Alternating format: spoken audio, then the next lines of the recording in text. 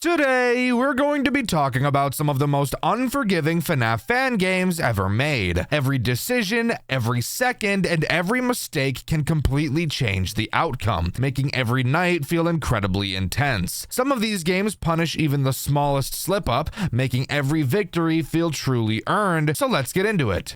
Alright guys, the slander is ridiculous. I do not have a Coke can wiener, and I can prove it. I had a lovely fan redraw me. Boom. New art. How does it feel being wrong? You gonna cry? Yeah, you gonna piss your pants because I don't have a penis? Yeah, I was castrated. What are you gonna do about it? Anyways, Jaja, thank you so much for drawing these new poses. I think they look amazing, and I hope all of you get a kick out of them too, and I stop getting comments about my character Skags having an absolute sledgehammer penis. I just had to address that. Go follow her on Instagram, link in the description. Let's get to the video.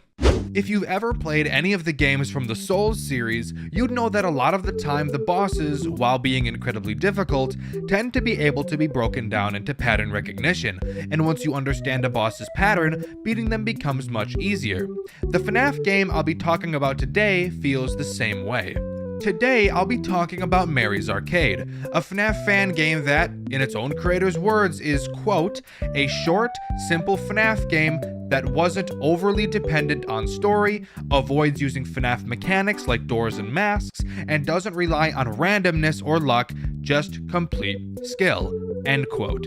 It was that final part about no randomness or luck that really grabbed my attention, since luck and RNG is the main reason I end up disliking FNAF games. 1020 mode in FNAF 2 is the prime example, but of course, fan games are guilty of this as well. I'm excited to dive into Mary's Arcade. I'm sure there will be no complaining from my end at all, and I'll be totally calm the entire time and will never go feral. Grab a snack and a drink, there's a lot I want to talk about. Mary's Arcade begins with us naming the Night Guard, something that I haven't seen other FNAF games do before. The only reason I'm mentioning it here is because the name shows up on the menu and on your paychecks. It's important for me to say that for these videos. I don't typically use my own footage. I usually borrow footage from full playthroughs and challenge runs from people like Toy Bonbon or Shooter. Rest assured, I do play the games I make videos about. I just use other people's footage for the review videos. Just had to get that out of the way. The gameplay loop of Mary's Arcade is honestly super refreshing and unique in comparison to other FNAF games. There are only 3 animatronics, but I promise you that's all this game needs in order to keep the game very difficult. And I promise you, when I tell you this game is hard, this game is really fucking hard. So here's how it works. In your camera system, you have 2 important buttons, your PA button and your buzzer button. I'll start with the buzzer button. When you press the buzzer, it will shock the camera you are currently looking at. If an animatronic is on that camera, they will be locked in place until the buzzer finishes, I don't know, buzzing? What do you want from me? Then afterwards, they will continue on their path. The PA button does something pretty cool. It's somewhat similar to the Balloon Boy call from Five Nights at Freddy's 3. If you use the PA call on a camera that an animatronic is about to go into, they will immediately go into that camera. You can't make animatronic go backwards through cameras, only forward. You might be asking yourself, in what way is that even useful? And the answer is honestly pretty cool. When an animatronic reaches your door, their eyes will light up, letting you know they're there. You will then have to open your camera quickly, select the camera on the opposite side of the office, and use the PA button to lure them through your office to the other side. Now that might lead you to have another question. If you just lure them to the other door, wouldn't they just attack you from that door? And the answer is no. I can't find a very good reason to justify why this makes sense, so we're not even gonna try. But out of the 2 animatronics that attack from your left and right doors, they have movement patterns similar to animatronics from other FNAF games. Mary, the pink wolf, or fox? I don't really know, I think she's a fox. Anyways, she'll move clockwise through the cameras, since the building is basically just a big circle. Rascal, the raccoon animatronic, will move counterclockwise around the building. They will never, under any circumstance, turn around and start moving in the opposite direction. They will only ever move forward through rooms. So when you pull one of them through your office, they will have to make a full rotation around the building before being able to attack you at your door again. Are you following along? Great, you get a medal or a cookie. I hope you're allergic to cookies and you die. Rah, rah, rah. Now I need to mention the only part of this game that I think is a negative: cooldowns on your door lights. You'll notice that after using the buzzer or the PA button, that a bar will start filling up underneath the button. This is a cooldown for those buttons, and this prevents you from spamming them, which would obviously break the game and make it far too easy. Here's where the problem comes around. Mary and Rascal move at the speed of fucking sound. Sonic type shit. And on later nights when they're both active, the cooldowns become a huge problem. Because once you use the PA button on one of them, the other will reach your office well before your PA cools down. So, what's the remedy for this? Your door lights. In addition to using the buzzer to stall animatronics in place, using your door light when an animatronic is in the doorway will also stall their movement. I will note that the lights are meant to give you an extra 5 to 10 seconds for your PA to cool down, and not meant for you to halt an animatronic when your PA is basically empty. While an animatronic is at your door, they still have a timer for when they'll move into your room, whether you're flashing them or not. And if you're flashing them when that timer runs down, the lights to the building will flicker out and you'll lose the night. If you're easily frustrated, this game is probably not for you.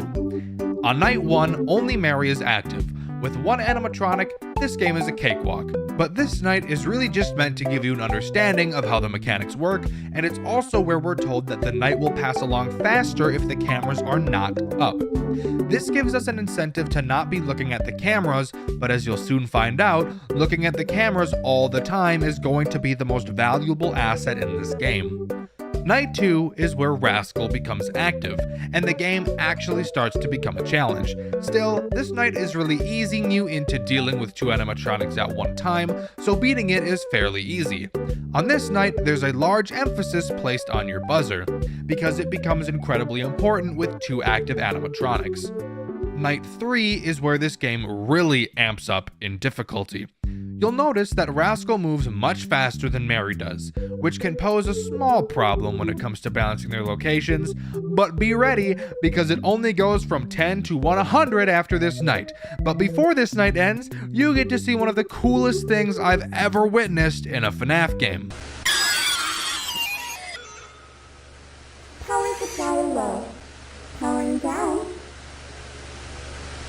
Was that not the fucking coolest shit you've ever seen in your life? A scripted cutscene that makes you think you lost? It's so cool. And I think the only reason why it left so many people, including myself, as shocked as it did, was because it completely breaks the Five Nights at Freddy's norms. I'm sure everyone who's played FNAF has had a moment where the clock strikes 6 a.m. in the middle of a jump scare animation. It's a rare occurrence, yet it somehow still happens to most of us. And this game takes that concept and creates its own cutscene out of it. It was this moment while playing this game that made me decide I needed to make a video about it. But now we move on to Night 4, aka Poop City. Night 4 introduces the final animatronic, Scarlet the deer. Or a doe. Fawn? I don't know. It's a deer. Scarlet does something totally different from the other 2 animatronics. She is not affected by your PA system or your buzzer, meaning she'll truck right through the building however and whenever she pleases. How do you stop her? Remember when I said that not looking at the cameras makes the night go faster? Yeah? In order to stop Scarlet, you have to stare her ass down on the cameras. Life's great, dude. It's awesome, honestly. Scarlet begins on the stage like all the other animatronics do, and she'll follow either Mary or Rascal's path. She'll continue in that direction until she reaches your office, where she'll then attack from the door in the middle of the room, which means you can't use your door lights to stall her either. So instead, you must find her on the cameras and stare at her. Once you do this for long enough, which takes around 3 seconds, but trust me, feels like way longer, especially when some fucker is at your door. But once you look at her for long enough, she'll move backwards one camera, and then you can switch to that camera and continue to push her back until she is at the top of the map. Note, you can't make her go back on stage, so the camera right next to it is as safe as you're gonna get. Keeping Scarlet away doesn't get too stressful until you have Mary or Rascal sitting at your door, and you have to stop flashing them to pull your camera up to keep her away. But now, we get to touch on Night 5. And if Night 4 was Poop City, Night 5 is Poop Universe. Oh my god, Night 5. It's very important that I answer a specific question now. The Game Jolt page for Mary's Arcade states that this game does not use RNG and is pure skill. Is that statement true? The answer is yes, but I promise you, when Night 5 comes around, it will feel like complete RNG. But it's not, okay? It's not. I promise. This game is not so much a horror game as it is a puzzle game. Literally everything that takes place during the nights are scripted. That includes where animatronics start, when they move, and where they move. Speaking of where they start, on Night 5, Mary starts about 3 cameras away from your door, and Rascal starts about 2 cameras away from your door, while Scarlet is on stage. Immediately, right out of the gate, you're at an enormous disadvantage. If you do nothing, within the first 10 seconds, Rascal will already be at your door. So you might think to just send him through, but almost directly after, Mary will be at your door, and uh-oh, you just used your PA. Guess it's time to kill myself. So then you think, okay, here's the strat. The moment the night starts, I'm gonna buzz Rascal and let Mary hit my door. I'll send her through and then stall Rascal with the light, which should give me just enough time to send him through before the lights go out. But uh-oh, fucker, you forgot about Scarlet, and now she's in your asshole. Okay, same strategy, except this time, after sending Mary through, we find Scarlet and send her back to the starting position, but oh shit! Rascal's at the door, so opening my cameras to move Scarlet now becomes super risky, and I'm fucked in the butthole again. Night 5 of Mary's Arcade is the bane of my existence, the piss in my pants, and the shit in my britches. It took me over 2 hours of attempts to figure out the pattern of this night's puzzle. Again, everything is the exact same every night, literally no RNG in the timings, so I started to develop a strategy. I needed to figure out exactly how Scarlet worked, and I'm pretty damn sure that I have. So, the night begins and Scarlet is in her start location. On Night 5, she will start by going left, the same side that Rascal goes. I know that my timing needs to be tight and precise, so my plan is to buzz Rascal on start immediately, let Mary through, and stall Rascal at the door with the light until my PA system is ready to then let him through. Since I have to be in the bottom right corner camera to let Rascal through, I need to make sure that Scarlet will be there, so that the moment I open the camera to let Rascal through, I will retroactively immediately push Scarlet away from my door. But we just established that she's going left, so what do we do? Well, if you push Scarlet to the main starting room, she will begin to attack the opposite side. So in Night 5, she begins by going counterclockwise. So, if before Rascal reaches my door, but after I let Mary through, I push Scarlet back to the main room, she will then begin to move clockwise. This gives me time to stall Rascal while she moves. However, while stalling Rascal, I will have to make one risky move. If I leave her totally unanswered, she will kill me before my PA system refills, so I have to push her back at some point. Now, one might think, if you push her back, she'll start going in the wrong direction, and we've already established that I want her to be in the bottom right corner camera by the time I send Rascal through. But something I found out about Scarlet: you can push her back as much as you want, but she won't switch directions unless you push her back to the main room. Meaning that, if I sit on the bottom right corner camera in preparation for luring Rascal, I can temporarily stop flashing him with the light to pull up the camera and push Scarlet back into the kitchen camera and quickly go back to flashing Rascal. This will give my PA system just enough time to refill before Rascal's door timer runs out, allowing me to push Rascal through, and then push Scarlet back to the main room. You might be thinking now, wow, that took way more thinking than any game I've ever played in my entire life. But then you look at the time and realize that it's only 1 a.m. I have to figure out timings like that for the next 5 in-game hours. This right here is why this game took me so fucking long to beat. This scripted bullshit makes me want to get mauled by a bear. I would honestly rather have RNG because this just isn't fun. It doesn't feel like skill because each night is identical.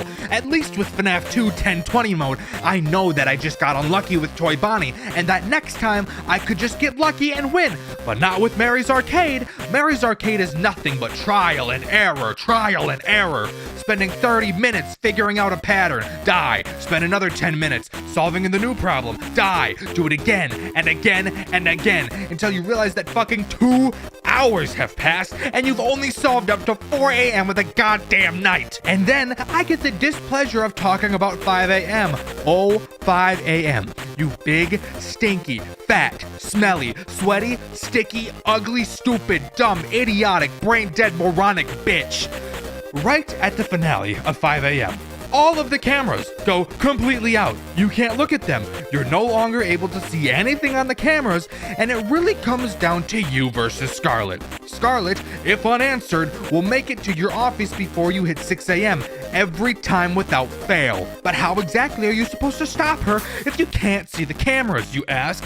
I have no fucking idea. It was ironically sheer luck that I didn't die to her on my final run. My idea was that even though I couldn't see her, she was still there, meaning that if I knew where she was before the cameras went out, I could still land on the camera she was just on, wait for the camera to flicker letting me know I pushed her back, then continue to push her back to the main room and just camp that camera and wait to win, since Mary and Rascal showing up during the game's final desperation to keep me here was very, very uncommon. But there would be runs where I would do this and still miraculously die to Scarlet. I have no fucking idea where she was. I had no strategy, no puzzle to solve, no clues to go off of. Have you ever tried to put together a 100-piece jigsaw puzzle without looking at it? Play Mary's Arcade Night 5 a.m. After a few attempts of giving it a try, you'd be unzipping your pants and pulling your wiener out at the thought of attempting the jigsaw puzzle. I'm dead ass serious. I do not know how I beat this night. I could not replicate what I did. I watched multiple other people beat this night, and I didn't pick up on any patterns. I literally have no conceivable idea what I was expected to do at this point. I really hope someone in the comments could tell me what the intended route was, because I'm honestly so fucking confused. But after beating Night 5, the game is done. And so is this video. Psych, you fucking idiot. There's a challenge night. Nightmare mode. Fuck. I didn't beat it. No, I didn't even put in an attempt. The moment I saw Nightmare mode on my title screen, I uninstalled the fucking game. I could not even begin to handle the mental anguish that would fall upon me as a consequence of trying that. No thank you, I'm good. But lucky for us, there is a custom night that introduces some new characters. Kipper, Dipper, and Martin. Kipper and Dipper are canonically Mary and Rascal's kids. Their mechanic is really easy. When you see them in your doorway, flip up your camera and flip it back down. That's it. Since they look like Mary and Rascal, I think the goal was to get you to think they were Mary and Rascal and cause you to turn the lights on, killing you. But it really isn't that hard to tell the difference. Martin is also very easy. Martin will spawn on any camera at random. All you have to do is find him and stare him down until he temporarily goes away. Easy. There's also these little random puppets that show up in front of your face, and you'll have to boop their noses to make them go away. I don't really understand the point of them, but I guess I'll go with it.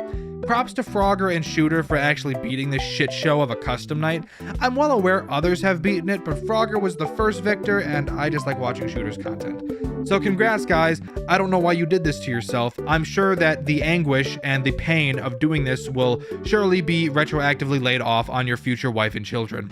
One of my favorite parts about making videos on this channel is picking out the games. I'll spend days playing random FNAF games, and most of them don't really catch my attention like some do. Some videos I've made on this channel were because of pure nostalgia, while others were made because I played something that I found amazing, and today is no different. The game I will be talking about today is called A Bite at Freddy's. I began playing this game like I would any other, and if I'm being totally honest, this might be my new favorite FNAF game I've ever played. I feel this game blows even Joy of Creation story mode out of the water. My god, it's so good. As much as I want to dive into this game right now, I have a quick announcement to talk about first. If you don't care about it and just want to get to the review, you can skip to the time you see on screen here. Recently, YouTube has started age restricting my videos because of my vulgar language. I think that's stupid, but whatever. So you'll notice that in this video and all future videos, all cuss words and other inappropriate words will be censored. This is not something I'm happy about. I don't like that I have to do this in order for videos to be pushed out, but it's what I have to do. So to compensate, I've made the decision to start a Patreon. Again, another thing I'm not very happy with, but it's what I'm doing. By joining the Patreon, depending on the tier you may choose, you'll get access to my content early, with no ads, and uncensored. And if you choose the highest tier, Dxtr Gold, you'll get your name mentioned at the end of videos. Blah, blah, blah, whatever Patreon stuff. There is absolutely no pressure whatsoever to join the Patreon. I personally don't care if it sits on 0 patrons until the end of time. This is just being made in case anybody wants to listen to these stupid videos uncensored and support me on the side as well. Again, no pressure at all. Don't worry about it. The link is in the description. With that being out of the way, let's get to the video. A Bite at Freddy's begins with a cutscene reminiscent of Five Nights at Freddy's 2, with us in the perspective of Freddy. We look around as two people talk about the new animatronics. We can look side to side and see Chica and Bonnie. And this is where I already want to pause and say how f***ing cool these characters look. This game went totally against what every other FNAF game does when it comes to designs. Rather than having the characters just look creepy and dingy in some stanky pizzeria, these characters are based off of Westernism, with each character having a big goofy cowboy hat. I love the change of pace. I also really like how the characters have really long faces. I think it's super unique in comparison to what a lot of other FNAF games create.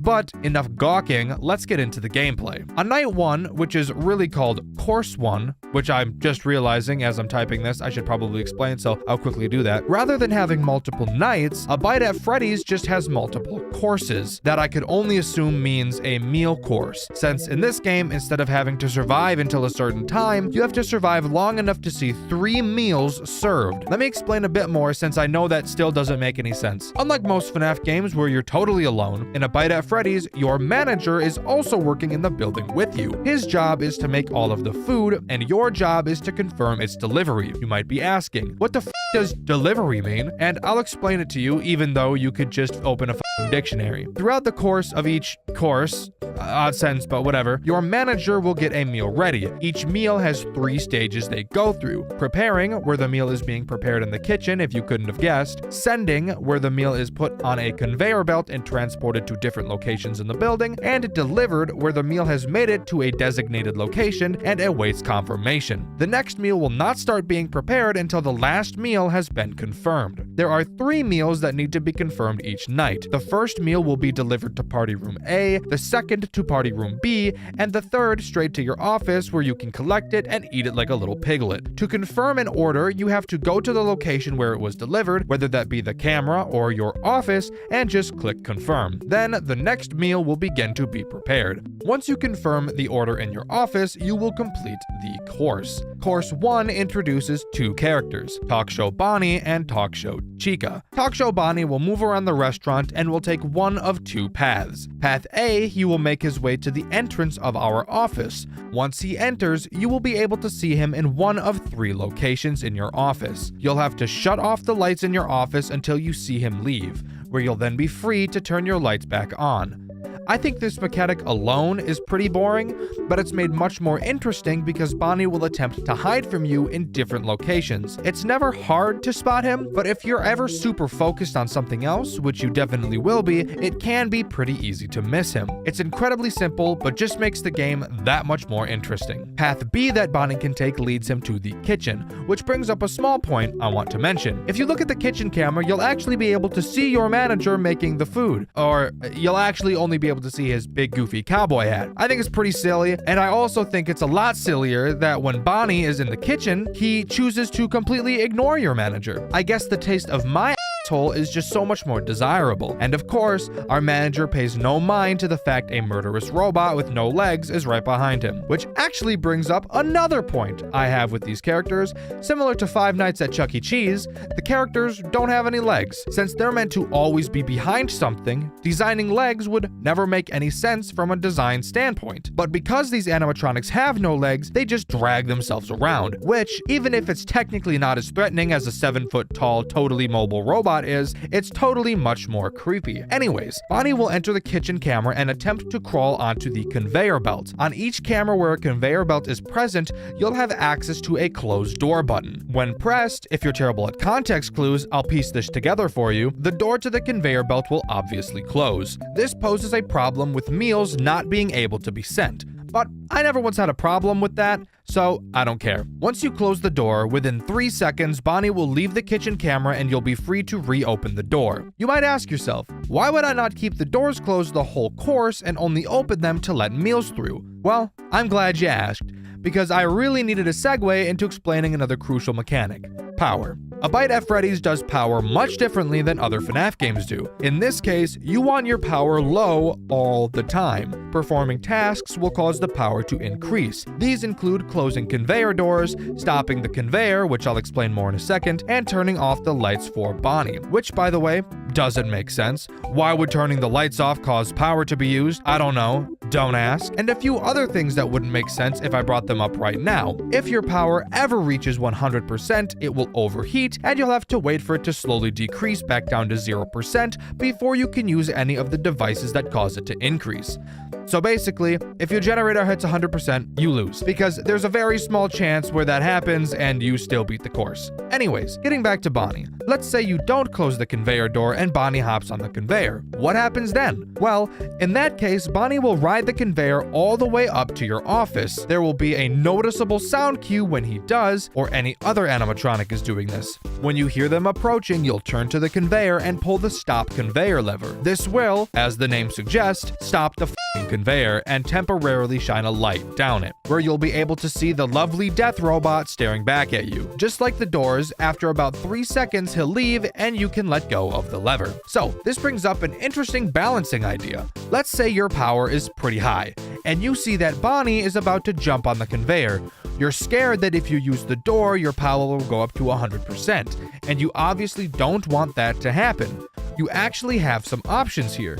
You can either risk it and close the door anyways, or you can choose to allow Bonnie to get on the conveyor and stop him at your office later when your power has gone down to a more comfortable level. Considering that, once they hop on the conveyor, it takes quite a bit of time before they reach your office. When no power users are being used, the power slowly decreases. That's something important I probably should have mentioned earlier. But another important thing to note about stopping them in your office is that stopping the conveyor makes your power increase significantly faster than if you were to have just closed the door. So it's really something you'll need to learn to feel out while you're playing in order to make the smartest choice. Now, let's talk about the other character this course adds, Talk Show Chica. Chica works somewhat similarly to Bonnie, where she'll wander around the building and eventually choose one of two paths. On path A, Chica will head to party room B and attempt to hop on the conveyor like Bonnie does on the kitchen camera. Just like Bonnie, you may close the conveyor door, and then in around 3 seconds, Chica will leave and you can open it again. Path B, on the other hand, is very interesting and is one of my favorite mechanics in this game just because of how goofy it is. Like Bonnie, Chica's other path will have her head straight to your office. However, where Bonnie will hide, Chica will sit behind your desk. Along with a notable sound cue you will hear, you will also be able to see her big goofy cowboy hat slowly rising up from behind your desk. When you see her there, you need to, no joke, grab a toy gun from off your desk like this is Muzi, aim for between Chica's eyes, and fire a fake projectile at her before she fires her fake projectile at you. If you win the standoff, Chica will exit your office.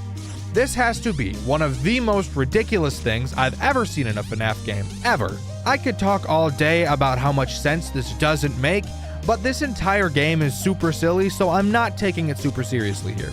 I love this mechanic. I think it's unique and goofy. Should I call it goofy one more time? Have I put that in the script enough? Whatever. Let's move on. The second course of the game activates Talk Show Freddy, and with him comes a new camera and a new mechanic. This was super interesting to me. I've never before seen a FNAF game like this add a whole new camera to a night.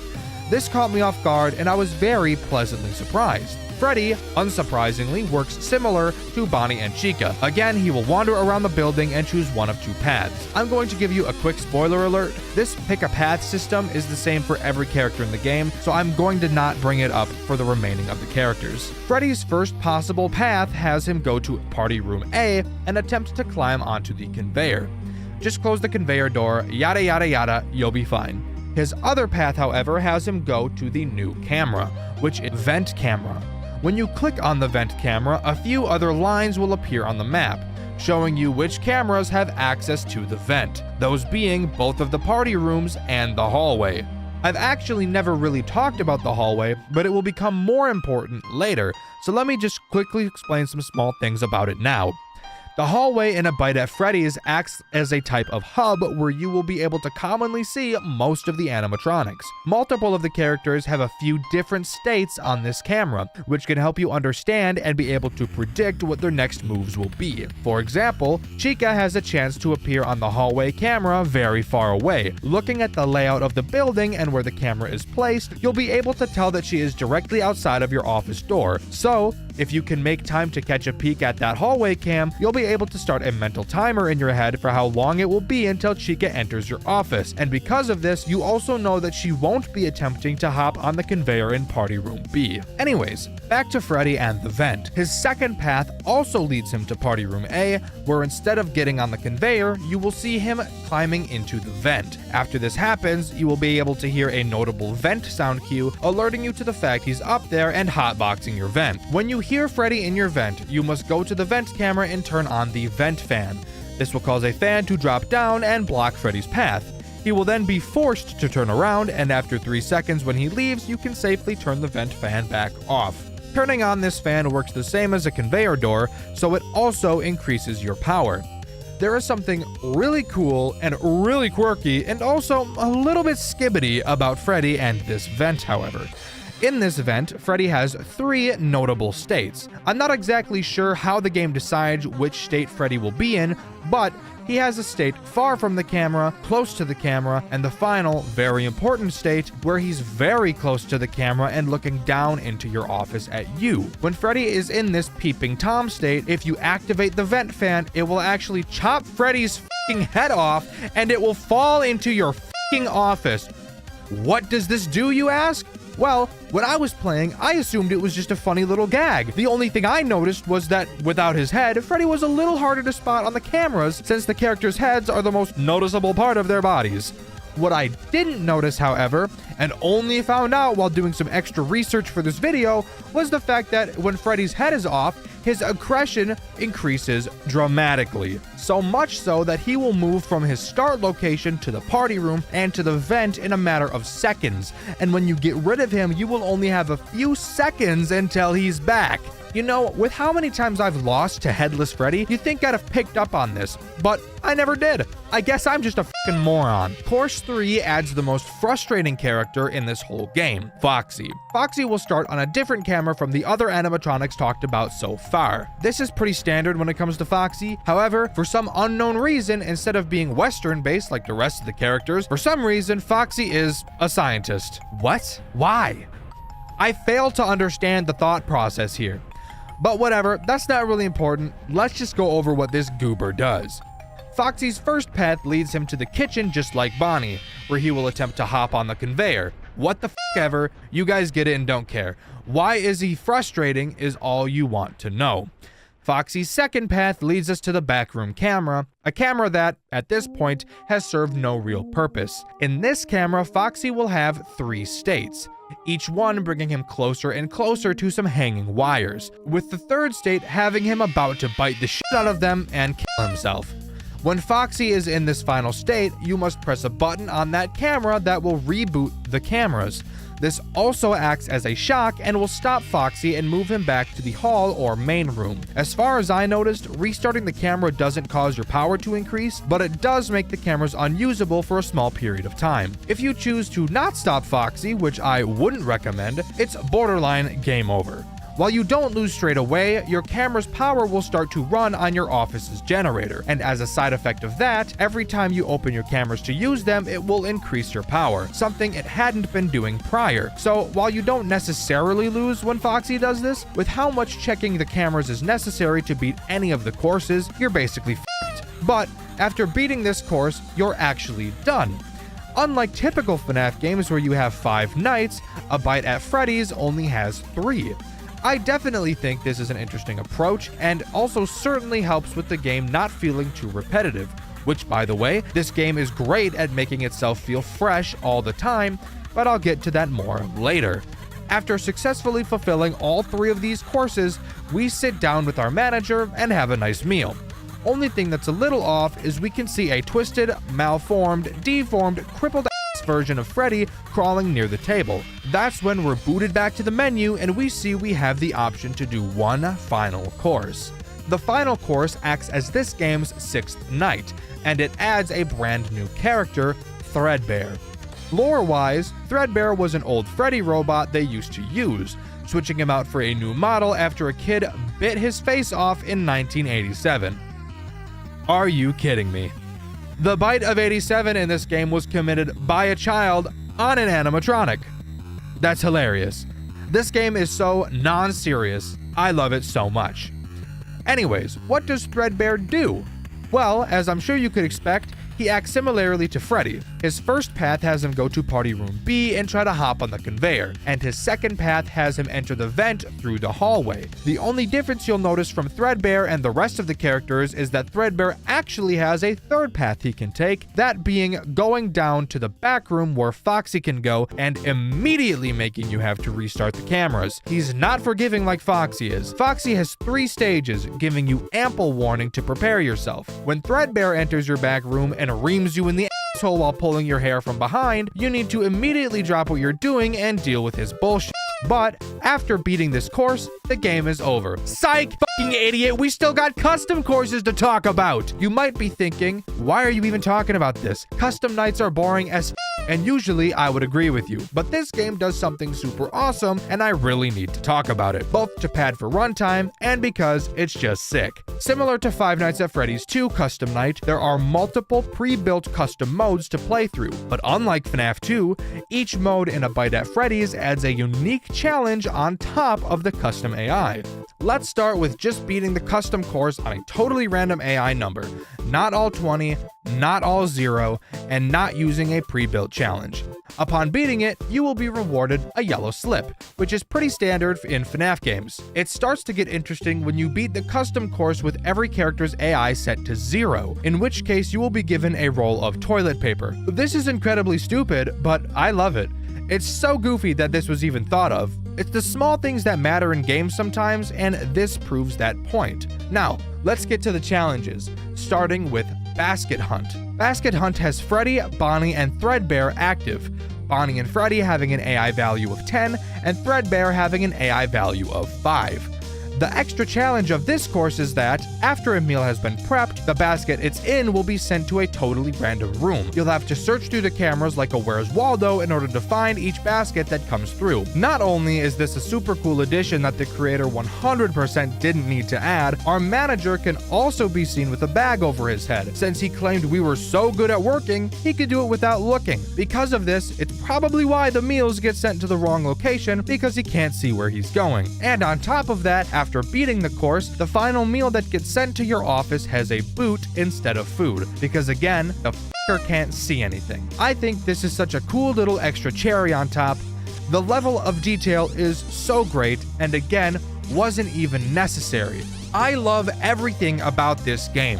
I actually don't have any complaints up until this point. The next challenge is Haunted Roulette, arguably the weakest of the challenges. In this mode, the characters active are Freddy and Chica with an AI value of 10, and Bonnie and Foxy with an AI value of 5. In this challenge, you get a unique item called the Shocker. Throughout the night, key tools you use may become haunted, those tools being your toy gun, light button, vent fan, and conveyor lever. Throughout the course, while you're being attacked, you'll have to keep a close eye on these tools and use your shocker on them if you notice they're haunted. If you try to use a tool while it's haunted, the actual tool will jump scare you, which is just fucking, say it with me, goofy.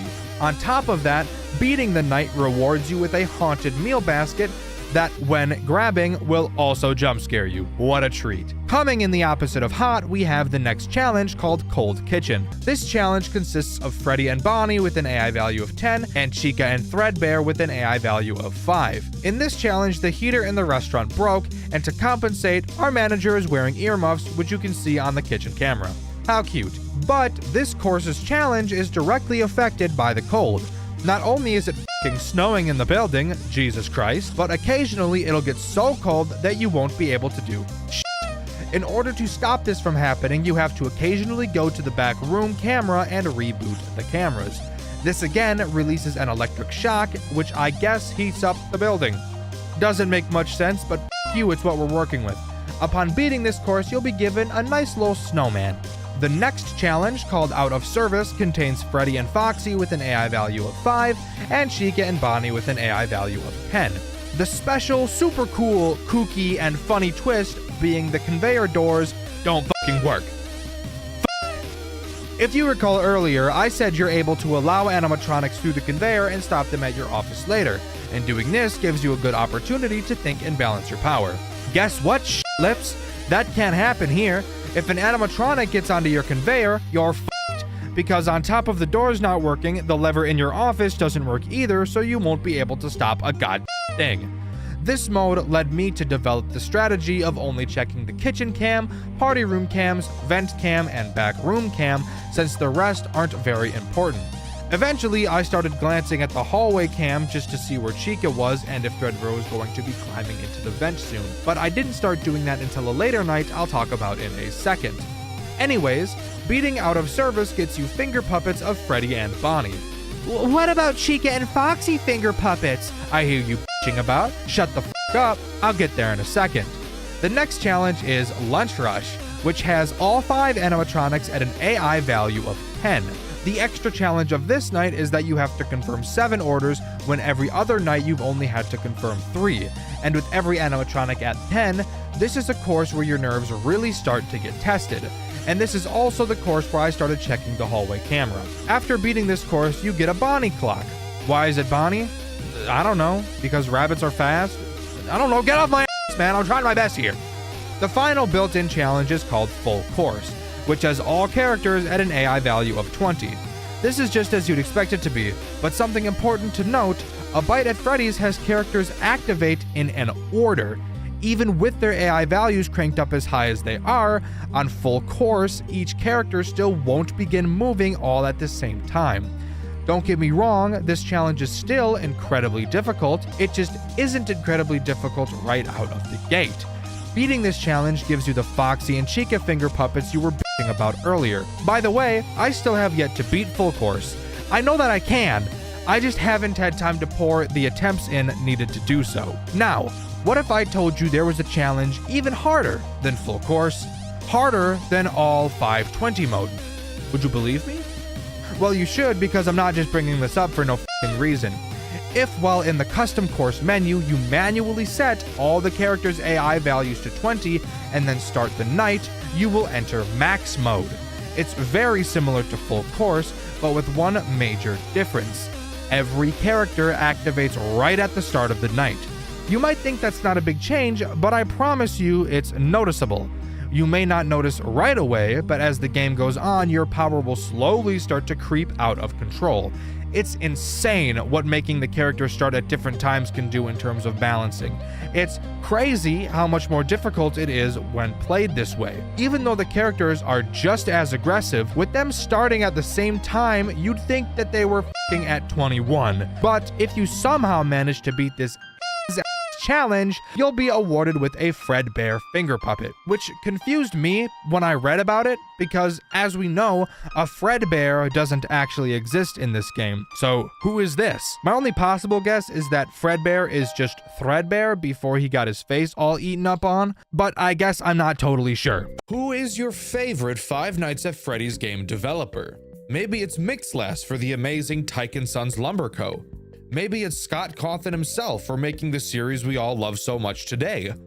My answer should be pretty obvious if you're at all familiar with my channel, and that developer is Garrett McKay, responsible for amazing games I've covered on this channel like Fredbear's Frights and A Bite at Freddy's.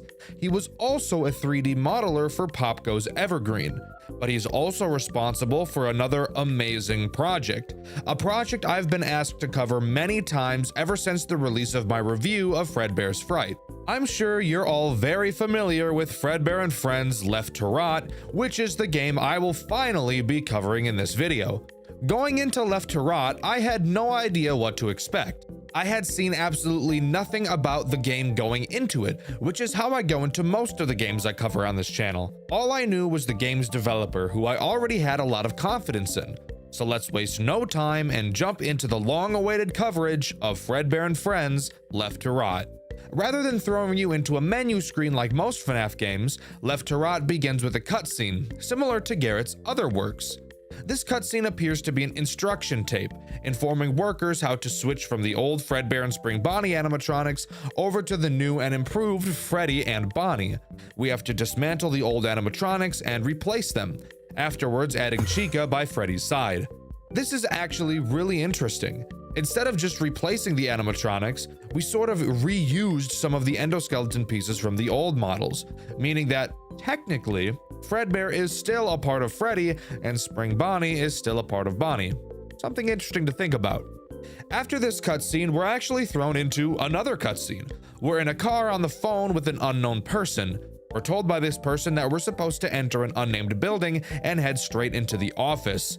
Slowly disabling all of the building's systems, we're told that the animatronics inside act as security, and if they touch us, it's not gonna be fun. I know all of you goons think differently, so don't even start with the comments. We enter the building and the real gameplay can't begin. On this night, we're in the observatory, and our main goal is to get through each camera and disable their audio and their video. That doesn't sound very difficult, Dxtr. Shut the fuck up. You know full well there's gonna be some animatussies trying to hit us from the back. The three characters trying to grab up on us are Fredbear, Spring Bonnie, and the prototype.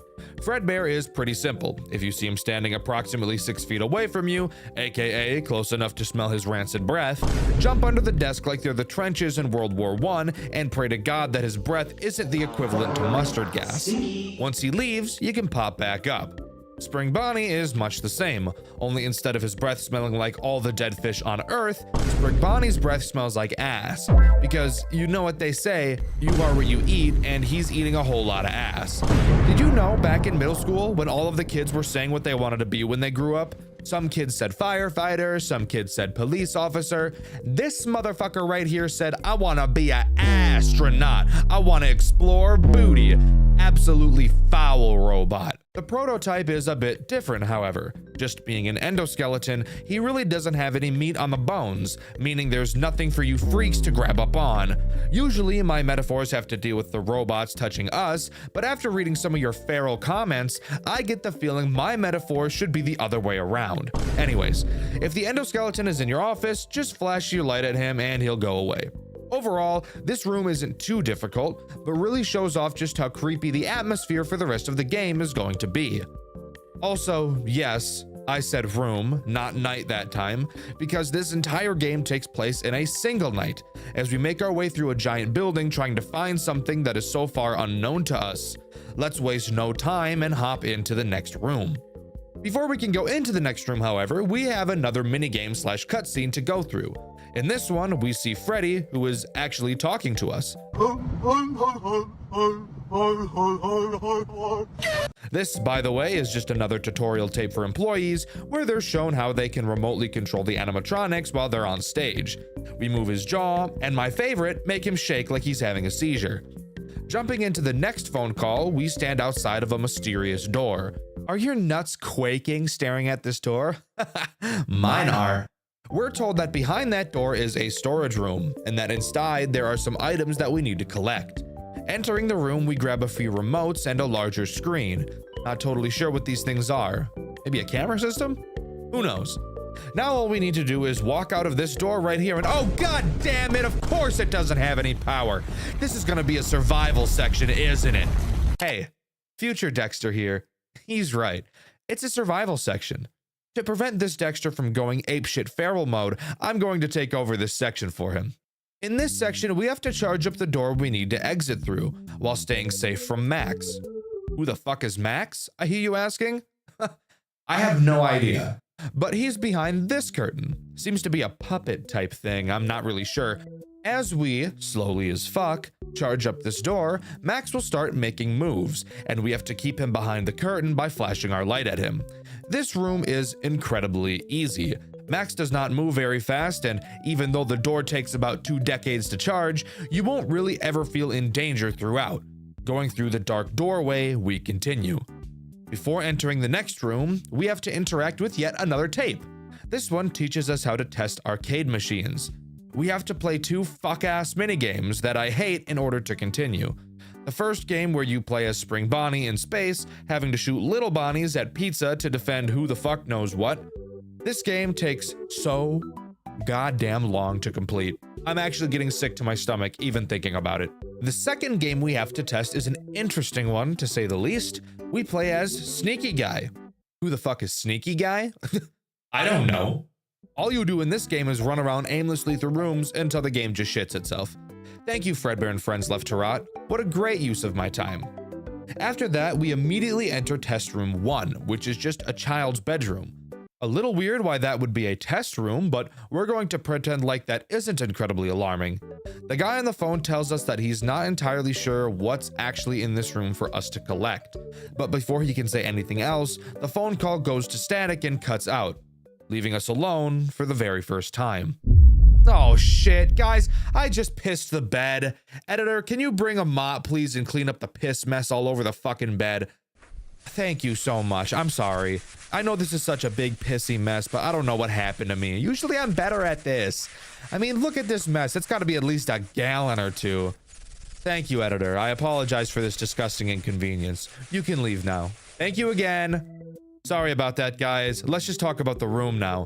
In this room, the goal is to pry open this vent, slowly as fuck. While we're trying to open this vent, we're being attacked by 2 animatronics of which I don't know the names of, so for the sake of this section, I will be calling them Freak Bob number 1 and Freak Bob number 2. Freak Bob number 1 attacks from the door to the room that's in front of you when the night begins. He will appear at random in the doorway, making a sound cue to let you know he's there. All you have to do is quickly whip around and flash him. With your light, not your genitals. Fucking weirdo. You also have to make sure that Freak Bob number 1's toy stays wound up. If you don't, Freak Bob number 1 himself is going to get wound up. Sexual style. And it's not going to be very fun for you.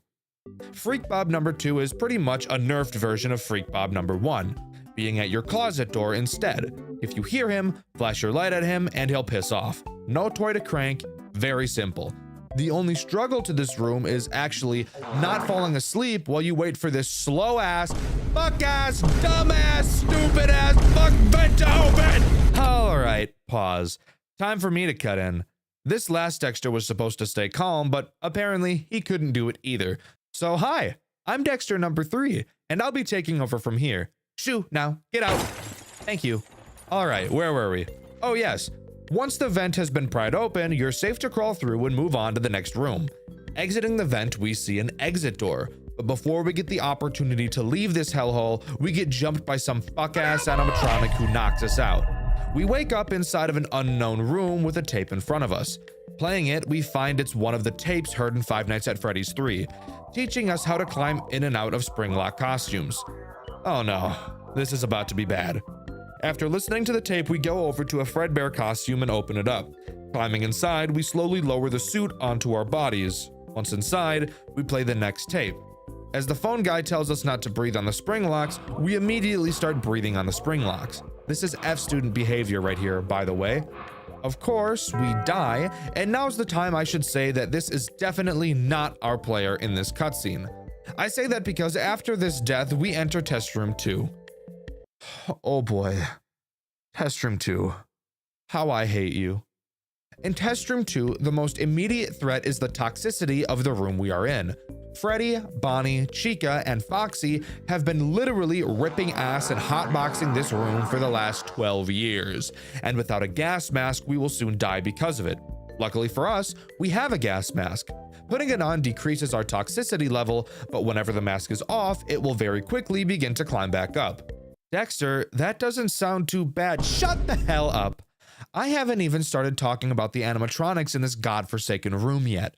Let's start with Freddy and Chica, shall we? These two work pretty much exactly the same, with only one small difference. Freddy and Chica will enter your vents in an attempt to get to you.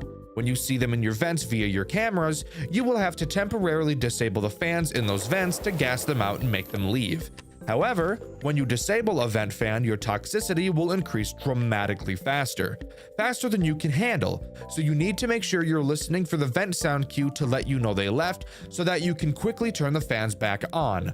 I said there was a difference between Freddy and Chica, and the only difference is that Freddy is goated and you'll be able to see him in the hallway, giving you a better warning as to when he's about to enter your vent. Bonnie is the next annoying character, so let's talk about him. Bonnie will appear behind you in your window. When you see him, he will lean in real close to give you a kiss. Now pause. While you may feel enticed to reciprocate, I would advise against that.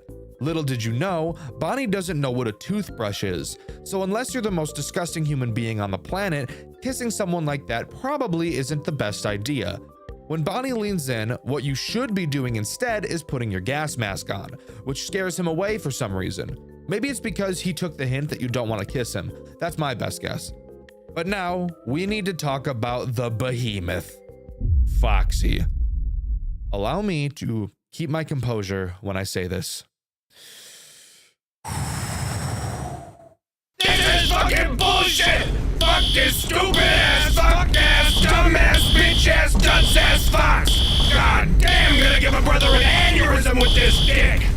Alright, I said it. I've tried to fight the demons throughout this entire video, but I just can't anymore. I guess I'm not allowed to just be calm and do a normal review without freaking out and losing my goddamn mind. This second test room broke me. This second test room is the bane of my existence. I cannot stand it. Foxy will appear in your hallway. When he does, you need to shut off the power to your office, which means no checking cameras, no blocking vents, and my favorite, no turning around to check on Bonnie. Why are you doing this to me, game? What did I do to you? Garrett, look at me. Look at me with my fucking eyes right now. What happened to you? What did someone do to you to make you design something so absolutely foul, devious, and soul degrading? I cannot describe how angry I am at this room. You can see my reaction over on my second channel, Dxtr Black. When you have to turn the lights off, you have to do so for such a long time. Enough time to take a nap. Fuck it, right? Why not? And how long do you have to deal with this shit ass cycle for? 6 minutes.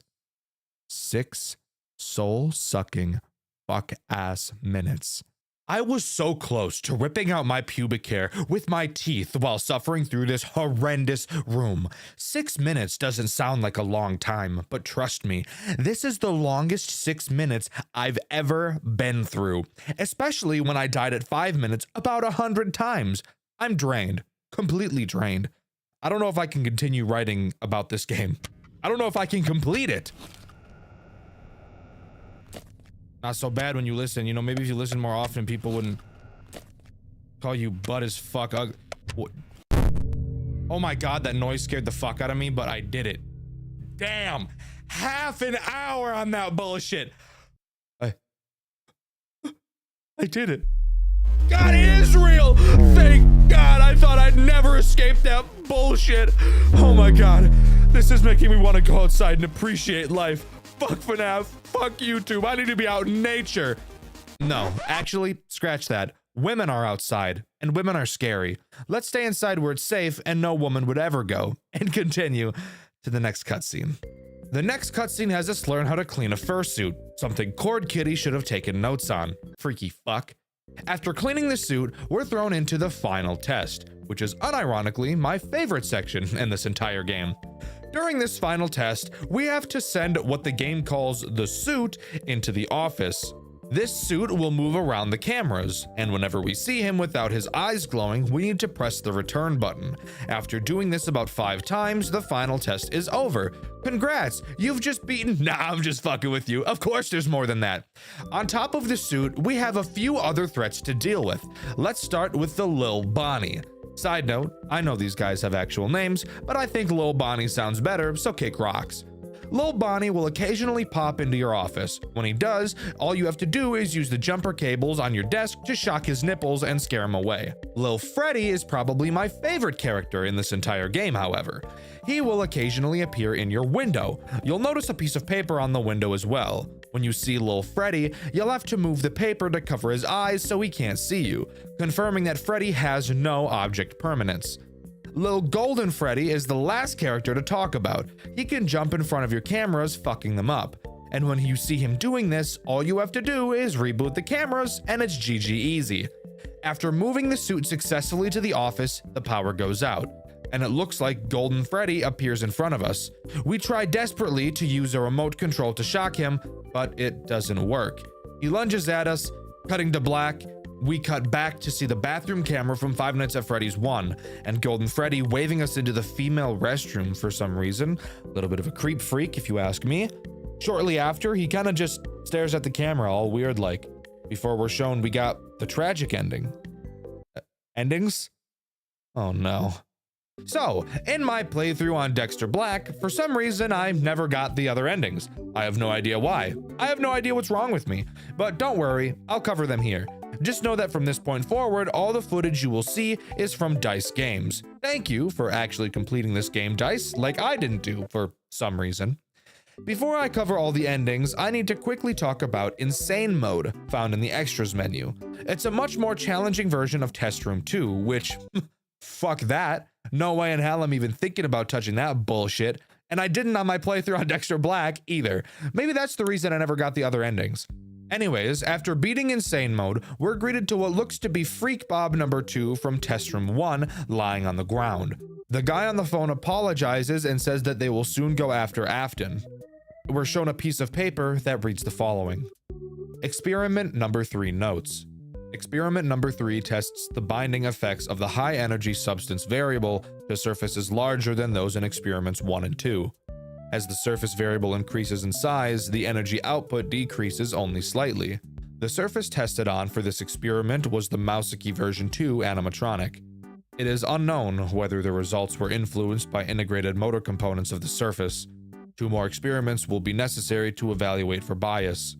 Experiment overall successful. More details in the experiment log. As some people are aware, Garrett McKay's games are connected. In this note is a reference to Mouseki from Fredbear's Fright. It appears that Freak Bob number 2 might actually just be an earlier version of Mouseki.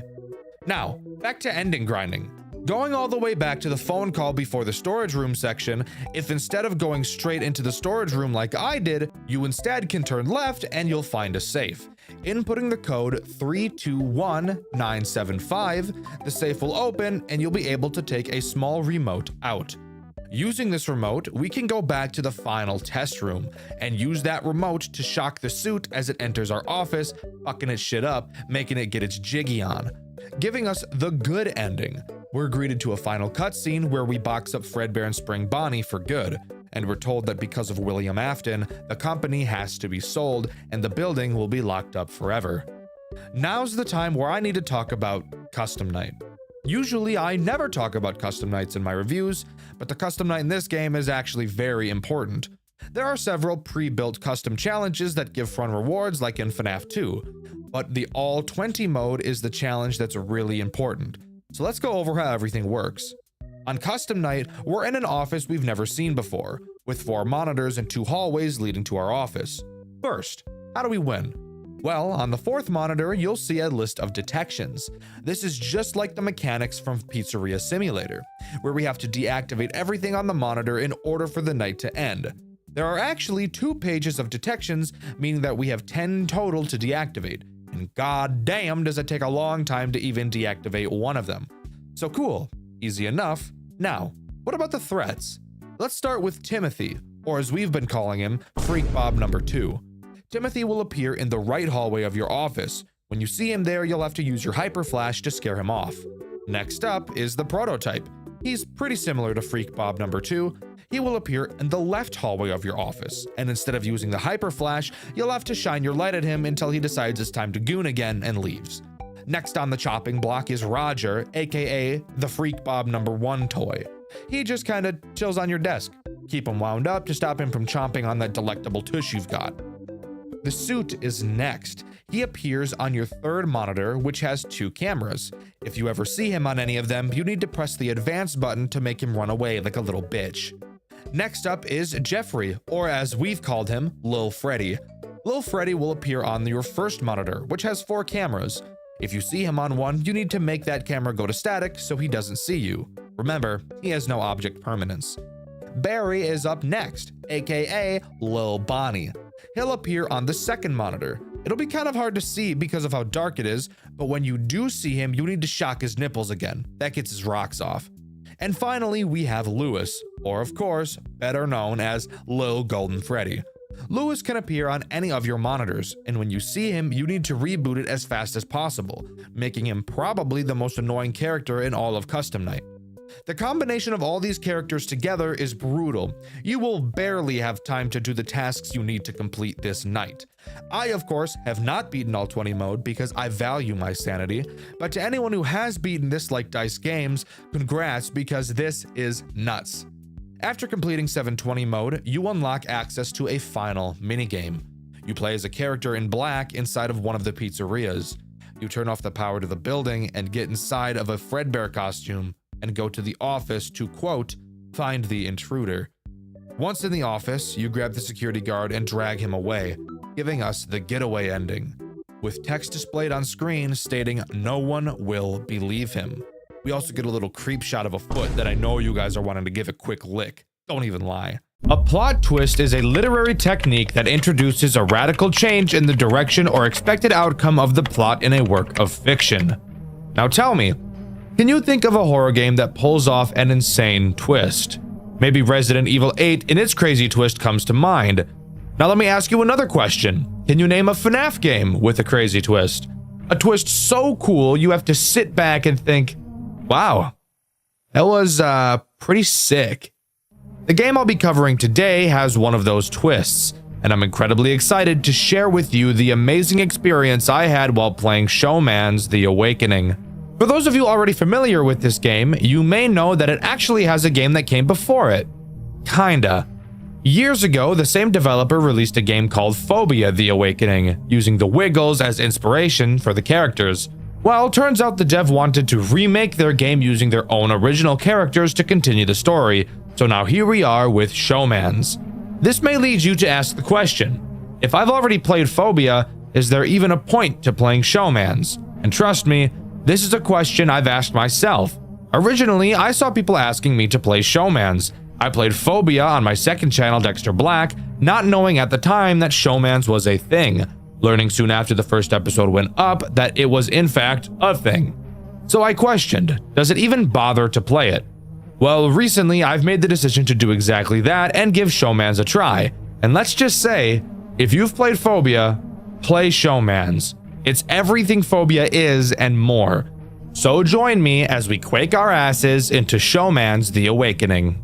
In Showman's, we play as a guy named Mark Ward, an employee of Showman's Pizza Place. And in night 1, we're introduced to 2 of the animatronics that will be trying to insert their fingers into orifices we'd really prefer they keep their grubby little hands away from. But before we can talk about them, we should talk about the tools at our disposal. Something really interesting you'll notice about the office is that you're able to look everywhere. Up, down, left, right, behind you, below you. is actually really cool. It's really the first thing I noticed jumping into the game. The reason for this is actually because Showman's wasn't created in ClickTeam Fusion like most FNAF games are. Instead, it was created in Blender, which is what most FNAF games use to model their characters, and is something I also had no idea could be used to program a game. So that was pretty cool learning for the first time. Anyways, you'll see two large hallways on your left and right, which you can light up using buttons on your desk. In front of you is this lady. Hey, hottie. She's not hot, I'm not even gonna lie, she's not even bad. Who we'll be talking about later in the video.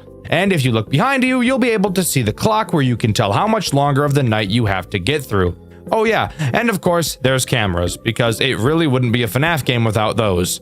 With that out of the way, now we can talk about the first two threats this game introduces, Johnny and Harry. Now I know, those names aren't very normal sounding when thinking in terms of Five Nights at Freddy's, when usually we're having names so utterly stupid you'd be forced to think they were a fictional character. But no, these two are still robots, and you still cannot have intercourse with them, so please remove all thoughts of that nature from your head for the remainder of this video. Johnny and Harry both start from the show stage and do the exact same thing. Johnny will move through the cameras to your right hallway, and Harry will move through your left hallway, where they will then enter what I'm going to be calling their attack mode. During their attack mode, they have 5 phases. Each phase has a sound cue, and it's important that you're listening for them. With each phase, they'll move closer and closer towards your office, with the final phase having them walk up to you. Obviously, you can check their distance by flashing the light at them, and by doing so, you will also temporarily stun them in place. However, I would highly recommend you don't turn the lights on when they're in the hall, as I personally feel it's much more efficient to just let them attack you so they can piss off as fast as possible. Every time Johnny or Harry enters a new phase, their eyes will glow for a short time after their sound cue plays. So when you hear it, you can just turn in the direction to double check that they've moved. On these earlier nights, you really don't have to be super careful with them. Flashing lights and not counting sound cues isn't really important since they're your only threats. So I'll get into a bit of a better strategy for them later on. However, once they enter your office, you'll have to quickly throw on a spare mask to fool them into walking away, just like the animatronics from Five Nights at Freddy's 2. And that's really it. Night 1 is pretty damn easy, really just introducing the basics needed to understand 2 very important mechanics. After beating Night 1, we see a cutscene, something that was not originally in Phobia. In it, we meet with the founder of Showman's, Jason Baker.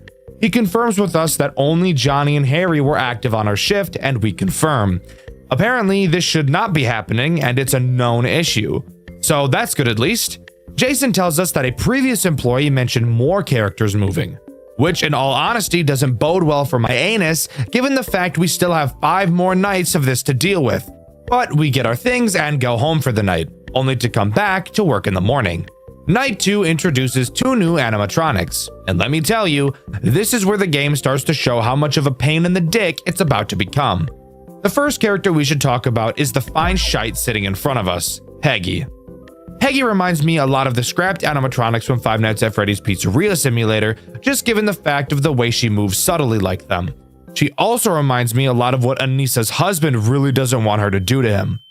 Whenever you're not looking at her, whether that be checking on the cameras, looking at the hallways, or checking the clock behind you, Peggy has a chance to advance phases. You'll be able to see her start by looking down and slowly transfer through the phases until she's ready to attack. In order to reset her, all you have to do is flip the breaker switch on your desk to shock her and she'll reset. But be careful not to just spam this lever over and over, because every time you shock her, she becomes more aggressive, leading to the end of nights becoming incredibly stressful due to how fast she'll be attacking you. Cap'n Cackle is the other menace introduced on Night 2. He is this game's Foxy. If you couldn't tell by looking at him, he's a pirate, just like Foxy. Also, he looks like he's cracked out of his fucking mind, zooted to the fucking moon. Seriously, look at this geeked out motherfucker. Holy shit, bro hasn't slept in 18 days. Look at those eye bags. What the hell happened? Stop looking at me, dude. Tell me that guy doesn't smoke crystal meth. Look at those fucking eyes. What are you doing? Hey. That's the face I make when I'm about to eat ass, bro. Anyways, similar to Foxy, he'll have several phases on camera 6. Watching him will slow his progression and even in some cases make him go backwards. If he happens to leave camera 6, he doesn't do exactly what Foxy does. Instead, he'll just start moving through your cameras like any other character would, albeit very quickly. If you manage to stare at him in one of those other cameras, he will go back to camera 6, where you can continue oogling at him to make him stay put.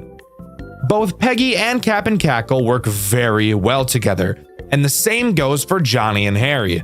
We have 2 other central characters left to introduce, and you'll notice that those 2 also work very well in tandem with one another. This is something I need to give this game praise for. It is so incredibly good at introducing new mechanics in a way that's stressful, yet engaging and fun. You introduce Peggy, a character that moves when you don't look at her, and Cap and Cackle, another character who moves when you're not looking at him. And because these 2 characters are in different places, it forces you to learn how to balance them together. God, it's so fucking cool. Similar to last night, this night also has a cutscene after completion. In it, we're seen walking to the exit of the building. We hear a noise and quickly turn around to see an unknown animatronic staring back at us. It stares for a while before turning around and walking away. This is a character we haven't yet seen. Even the characters we'll be talking about on later nights can be seen on the cameras all the time, but this one can't. Keep him in the back of your head as he'll become important later. For now, let's move on to Night 3. Night 3 only introduces one character, but it also introduces another incredibly important mechanic, that being your vents. The animatronic introduced on Night 3 is Tony the Chef. He will enter your vents. You'll notice on your cameras that you have 3 camera vents. Tony can enter 2 of them, those being either camera 12 or camera 11. In these vents, he will have multiple phases he will move through before attempting to enter your office. With each movement, a very quiet sound cue will play, a stark contrast to Phobia, where the sound cue was very noticeable. By double-clicking on a vent cam, you can lock the vent. Locking a vent uses no power because the game has no power to begin with. Praise God. Once a vent is closed, you can keep it closed as long as you'd like, with no consequences. The only downside is that you can only close one vent at a time. So this night really isn't all too different from Night 2. Well, now's the time when I want to talk about sound cue counting with Johnny and Harry, as it's this night where you'll probably want to start getting used to doing that. As I mentioned earlier, Johnny and Harry each have 5 different phases in your hallway. The first is when they initially enter the hallway. You'll be able to tell because you can see their eyes in the hallway for a brief moment, and because you'll be able to hear their big ol' feet stomping around, kind of like I want Toy Chica to stomp on my testicles. Once one of them enters your hallway, you can stop checking on them and focus on listening. Start a mental count of 3 in your head. All sounds in this game are directional, so that really helps. Whenever you hear footsteps on either side of you, decrease that side's number by 1. Once the counter reaches 0, you know that the next time you hear footsteps from that side is when they'll walk into your office to attack. Okay, 4 left, or 3 till he's at the last stage. 2 left until he hits door. Okay, 1 more. And he's at the line, and he's walking the thin line. 1 more. I want to see how close I can cut it. Hi. Oh, yes. Yeah, that's awesome. Thanks for that. Doing this while they're both attacking you at the same time can get a little overwhelming, and on later nights they do like to attack together a lot. But if you can nail this counting strategy, they really shouldn't be too much of an issue. After completing Night 3, we get to watch another lovely cutscene. In it, we're looking through the factory for who the fuck knows what. We open a crate and find a Johnny plush inside. Seeing this toy seems to trigger some primal instinct in us, and we pass the fuck out. Honestly, bro, probably not the greatest place to lose consciousness. I'm not even gonna front. We awake in another room, only to look up and see Showman. Scared as shit, we wake up from our slumber only to realize it was a short dream we had after we had passed out. There is clearly something mentally wrong with our dear, beloved Mark. We just have to figure out what it is. Night 4 introduces the man himself, Showman. Showman works in perfect tandem with Tony, also attacking your vents. Although, unlike Tony, Showman can only attack your camera 13 vent. However, he also fucking loves to do this at the same time that Tony is jumping penis first into your vents. Showman only has 3 phases in the vent before attacking, so notably faster than Tony. So while both of them are attacking your vent, you really have to be counting their positions to figure out whose vent you need to close first, because once again, you can only have one closed at a time. If one of those fuckers get into your office, they're gonna crank that soldier boy and clock you in the jaw. I'm just gonna go ahead and put this on and hope to God. Okay, so it didn't work. I couldn't tell which one was closer, bro. I thought the guy I had blocked off was closer. I couldn't tell. All in all, each character is incredibly easy to deal with, but because of how perfectly they all work together, it can lead to an incredibly stressful experience trying to play against all of them at the same time. However, never at any point throughout my playthrough did I feel like this game was unfair or that RNG was too much of a factor. This game, dare I say it, might have borderline perfect video game balancing. After completing night 4, of course, we get another cutscene. This one taking place before we go to work for the night. Before we enter our car, we get a call from Jason, telling us not to come in to work tonight. He says things are getting too dangerous and that it would be unsafe for us to go through our shift. We agree to not go in tonight, except the plot twist is that I fucking lied and we're gonna go in anyways, because we hate authority like a 16-year-old white boy from the suburbs. On night 5, we get a call from the phone guy, and let me tell you, he is absolutely pissed that we decided to come in for the night. He explains that anything in that building that moves will be demolished in the morning. He tells us to do whatever it is we're trying to do and get out, because they're not going to send anyone into the building to get us out. Other than that, Night 5 is exactly what you'd think it is, just a much more difficult version of Night 4, really testing your reflexes and especially your nerve control. But on this night is when I have to bring up really the only problem I have with this game. Volume. This game is actually the loudest fucking game on planet Earth. Holy shit. Everything makes noise, and it makes a damn lot of it at that. There are typically ambient sounds in FNAF games, but for the love of God, this game plays intense music throughout most of the night, and it is loud as dick and balls. Want to hear the best part? As you get closer and closer to 6 a.m., the music adds more components and gets even fucking louder! This really doesn't help when so much of my strategy revolved around listening to sound cues. It's fucking crazy just how loud this game is! Now granted, was this something that was intended?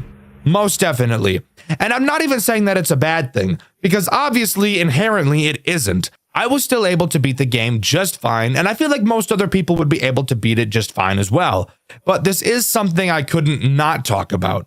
I love this game, but of course I'm not going to always be able to glaze everything I see, and I think this is truly the only flaw this game has. But hey, who gives a fuck about what I think? Let's move on to the cutscene, baby. Let me just say, I love this cutscene. I think everything about it is great. The pacing, the acting, everything is just so good that I don't want to ruin it by just talking about it. I'd much rather just show you.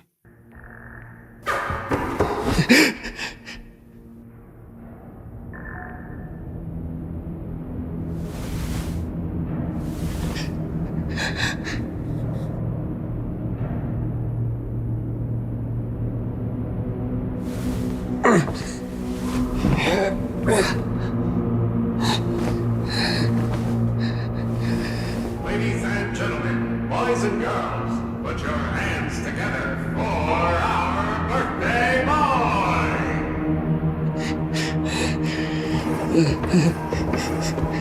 Just leave me alone.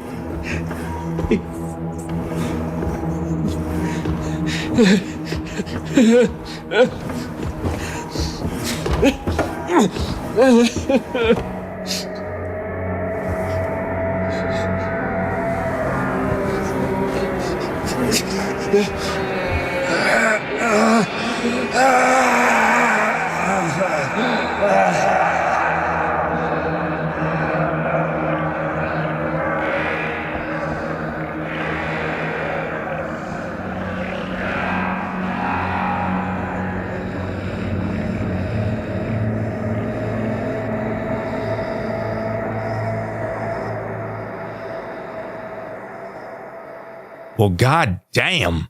We really should have listened and not come back, huh? So, it's safe to say that our pal Mark really got fucked here. Something I think is actually really cool. It's fairly common for FNAF games to have a character die in them, most commonly a phone guy, but to actually see it like this is just awesome. Going into night 6, we actually get a cutscene before the night happens rather than after it. In it, we play as the phone guy going into the building to get Mark. After a bit of searching, we find him, and once again, I think it'll just sit much better with you if you just watch it for yourself. Mark? Is that you?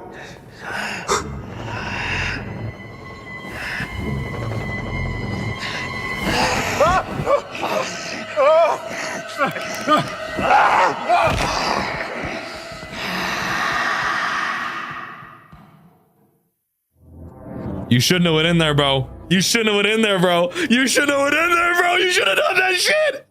Oh, fuck. Oh, God. Oh, God. Oh, my God. What do I do? Keep yourself together. Are you fucking me? That's right. Turns out Mark isn't dead, but is just kind of possessed. Phone guy, or his real name, Matthew, runs back to the office with Mark on the pursuit, and night 6 begins. Night 6 consists of 4 threats, 2 of which we've already covered, Cap and Cackle and Peggy. However, you'll immediately notice that they both look pretty fucked up. Why is this? Well, turns out by demolish the animatronics, they really meant set the whole fucking building on fire. Because once again, it wouldn't be a FNAF game without a fire, right? Oh yeah, and of course, they are way more aggressive. Another thing you'll notice immediately is that we're stuck with the flashlight instead of the building lights. And let me tell you, as I'm sure you can already see, it is dark as fucking shit in this goddamn building with no lights. Of course, your flashlight has power, so you'll have to use it sparingly. You'll need to use it to check the hallways and to even be able to see Peggy in front of you. This honestly adds a whole new level of fear to this game, mainly with Peggy. I never got very good at telling when she switched positions, and to now have it where I can't even naturally see her just added a whole new fear factor, and I love it. The other 2 threats are the animatronic we saw in the post-night 2 cutscene, dubbed the Figure, and Mark himself, which is honestly one of the coolest twists I've ever seen. Having the character you've been playing as the whole time flip like this, it's insane. It's honestly one of the coolest things I've ever seen come out of a FNAF game. Let's start with Mark. Mark works the same as Harry and Johnny, except I feel like he's even easier. He can attack from either of the 2 halls, and unlike Johnny and Harry, you cannot see his eyes. He's also much, much quieter. The reason I think he's easier? Well, you don't have to do any mental counting to tell when he's going to attack, as he has a totally unique sound cue for when he enters your office. So as long as you've got fast reflexes, it's really just a game of waiting to hear the sound cue and putting on the mask.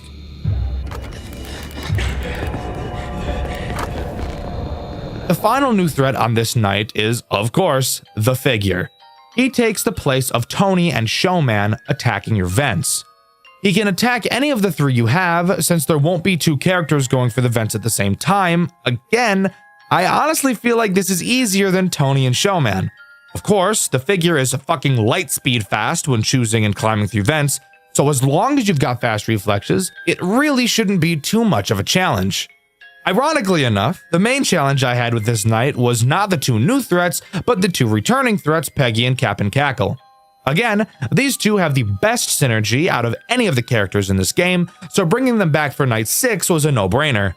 Really, the actual problem for me was Peggy. The sheer speed at which she moves is enough to make you shit in your britches, and nearing the end of the night, she will be moving at a speed Usain Bolt would be creaming his pants over. But if you can control your nerves for long enough, you'll complete night 6 and move on to the post-night cutscene. Matthew runs as fast as he can to the exit, only to find it locked. Turning around, we see Mark, slowly creeping up on us like the booty cheek creep freak. The screen cuts to black, and we're left with only the screams of Matthew echoing throughout the pizzeria, and Showman's The Awakening comes to a close. Kind of. We're not exactly done just yet. There's actually 6 other secrets this game has to offer. That being the secret tapes. On each night, you will be able to find one of these tapes and play them later. On night 1, if you check camera 9, you'll be able to see a tape on the shelf in the top left corner. Night 2's tape is located in one of the drawers in your office. Night 3's tape is located on camera 3 on a shelf in the bottom left corner. Night 4's tape is located on camera 2 at the top of the screen. Night 5's tape is located on camera 5 on a high shelf in the middle of the camera. And Night 6 tape is conveniently located directly in front of you on the desk. Hey there, post-scripting Deku here. Turns out I'm fucking wrong. These are not the locations of the tapes on every night. Turns out every single night, besides the 6th one, has a random location for each tape, each being on a different camera. This was just the order that I had. So, yeah. Sorry about that. These tapes, as I'm sure you could have guessed, go over some extra bits of lore to help us piece together the story. And this is the part of the video where I say, I'm very sorry guys, I'm terrible at talking about story, but I'm going to try my best here. Tape 1 shows all of the characters on stage singing the happy birthday song to a kid whose name isn't explicitly said. We can see by the date of the tape that this takes place in 1995. Tape 2 seems to be a sort of log from Jason, explaining his reasoning for why he believes the characters are acting so hostile. Originally, when they were first being built, they attempted to add an advanced facial recognition system that would allow the characters to actually see and think for themselves. Although the system never ended up working as intended, they wiped the idea from their systems. Well, guess what, fucker? Turns out they really didn't, and Jason seems to think that this is the reason the characters are acting the way they are. Jason makes a brief mention of an unnamed him and questions if one of his employees are potentially tampering with the characters. I'm guessing that him is referring to either Mark or the figure. Tape 3 shows two guys working on Tony. They're talking about how these robots should be scrapped because of how old they are, and then the guy in the back says a sentence that I literally cannot for the fucking life of me decipher. Like many other things in this game, the static that plays during these cutscenes is so fucking loud I can't hear anything except it. I'll play what he says here, and if any of you guys can decipher it, please let me know in the comments. That company's been up in deals with recently. Why? Tape 4 is one of my favorites. It really gives off the FNAF VHS style that I really like. A maintenance worker is running a test on Cap and Cackle. It doesn't quite go as planned as he bugs out, so they restart him and then get attacked. Afterwards, showing the lifeless corpse of the employee laying on the floor in front of Cap and Cackle. It's just such an unnerving moment to see this in person.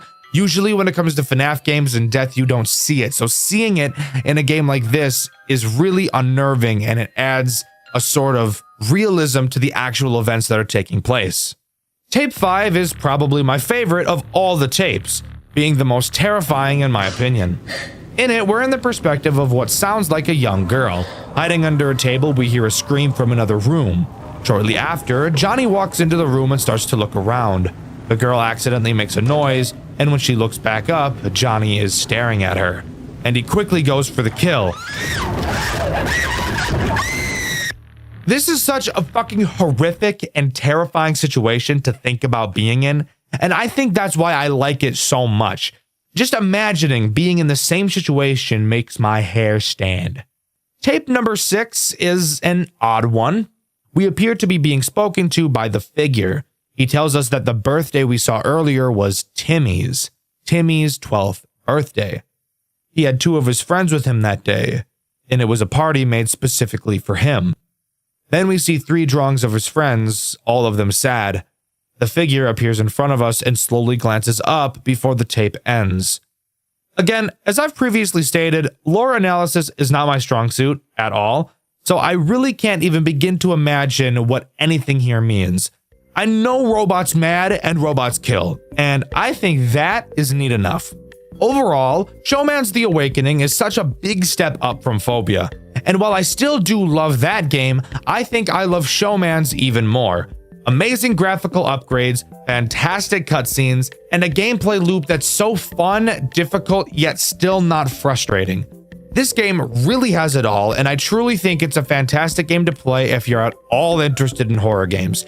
Even if you're not a huge Five Nights at Freddy's fan, I still think you should give it a try. What is really the hardest Five Nights at Freddy's game of all time? Hopeless Pursuit? One Night at Frogger's? Who really knows for sure? But I think when people think of that question, they tend to think strictly about max modes, which I think is a little disingenuous. I think there's a big difference between the hardest FNAF game and the hardest max mode. For example, I think FNAF 1 is much harder than FNAF 4, but FNAF 4's max mode is undoubtedly harder than FNAF 1's max mode. So saying FNAF 4 is harder than FNAF 1 just doesn't really make sense. And when you look at challenging FNAF games in that way, which is the most challenging all the way through? I think we all know the one single FNAF game that comes to mind. It needs no introduction, and I've been getting asked to play it for over a year at this point. That game is Post Shift 2 pre-patch version 1.0.0. I never wanted to make this video, yet here I am. This is by far the longest, most painful video I have ever made. So shut up, relax, as we jump right in to Post Shift 2. Before we even start talking about Night 1, there's something I need to get out of the way. I'm sure everybody already knows, but this game is literally massive. So big, in fact, that the developer had to export the game in 2 separate files since the entire thing couldn't be exported in one. Another thing I want to get out of the way really early is that I'm going to be very negative in this video. What else is new, right? But I do want to make it clear before I even say anything is that just because I say mean things about this game doesn't mean I don't appreciate it. People call it the hardest FNAF game ever made, even knowing that there are a whole lot more that are more difficult. This game earned that title for a reason, and it's not because it's a bad game. It was made by one guy over the span of 3 years. That is impressive, and this game is impressive. All right, now that I got that out of the way, and we know Reddit is going to ignore it when they bitch and moan about me not stroking the dick of every game I cover, we can actually start talking about the game the way I would any other game. Let's just start off by talking about the sheer size of the map in this game. The first 3 nights take place in an area of the game called Aisle 1. Apparently, just staying in the office with our feet nailed to the floor was just too easy. So now we have to walk around the whole fucking building as slowly as possible. I'll get to that in a second. Let's go over the room that we'll actually be starting in first. It's called the souvenirs area, and it's completely worthless as pretty much nothing happens here. However, it is in this room where we're greeted to hands down the most terrifying thing in this entire game. This massive fucking text box. This text box right here is how the game explains its mechanics to you. No phone call, no figuring it out for yourself, just dropping a goddamn novel on you and expecting you to read the whole thing. You might think to yourself, you know, I play a lot of FNAF games. I'm sure I don't actually need to read this. I'm sure I'll be able to figure it out. No, the fuck you won't. This is hands down the most confusing game I've ever played in my entire life. I'm both excited to talk about it and not excited to talk about it because, oh my god, I want to complain, but my poor little fingers are going to kill me since I'm going to be writing this entire video in one sitting, and I quite literally type out every single word that I read in these videos. The only place you can go from this room is the aisle end. Hands down, the most important room throughout this game. This is because it connects directly to 2 other incredibly important rooms, the sanitation room and the construction room. The sanitation room is to the left and the construction room is to the right. It's about right now where I want to talk about the elephant in the room when it comes to talking about moving in this game. That being long as fuck, shit ass, fuck ass animations that play whenever you want to go anywhere. It's almost like every time the player moves, an earthquake that levels a 5 on the Richter scale goes off, causing our player to shake and jolt their head in every possible direction, making me so motion sick I was unable to beat this game myself without throwing up. And no, I'm not joking. This is quite literally the reason I avoided this game for so long, and yes, I seriously didn't beat it because I was getting so sick from these animations. And the best part? These animations take so long to play out, and the map is large so that a majority of the time when you need to respond to something quickly on the other side of the map, it'll take a solid 30 seconds to do that, making your blood pressure go through the roof every single time. To get to the sanitation room, like I said, you have to go left from the aisle end. However, you don't just have to sit through one movement movement animation, you actually have to sit through 2 because the first room you enter is a filler room and is literally completely fucking useless. Guys, I'm already mad and we've only just begun. And of course, once you actually get to the sanitation room, you're hit with another text box the size of your mom's ass. Now, getting to the construction room, I'll tell you, is actually pretty funny. Once again, like I've already said, all you have to do is turn right from the aisle end, and this time you don't have to go through a useless room. Once you get to the construction room, you have the option of going into a back room area of the construction room. However, it's useless. So useless, in fact, that the game actually tells you that you should never go there because there's quite literally no point. So like, why the fuck did you even add it, bro? What were you thinking? But even then, we're still not done talking about the map. I'm almost done with the 3rd page of this script, and I haven't even finished talking about the places we can go yet. I get the sneaking suspicion this is going to be a really long one, guys. Buckle up. Going back to the aisle end, we can turn around to enter the temporary aisle. From there, we can move forward into another section of the temporary aisle. And this section, and only this section of the temporary aisle, can we look in between some shelves to see if there are any animatronics getting ready to finger my butt. But I'm going to talk about those characters a bit later. We still have a lot more to talk about first. From there, we can move forward into the promotional area. And finally, from this area, we can turn left and check if any characters are holding the lube in their hands, looking at me up and down and licking their lips and shit. With the building being out of the way now, we have to bring up something very important. That being, how do we actually complete this night? Because unlike most FNAF games, this game decided to be a little bit different in quite literally the worst way possible.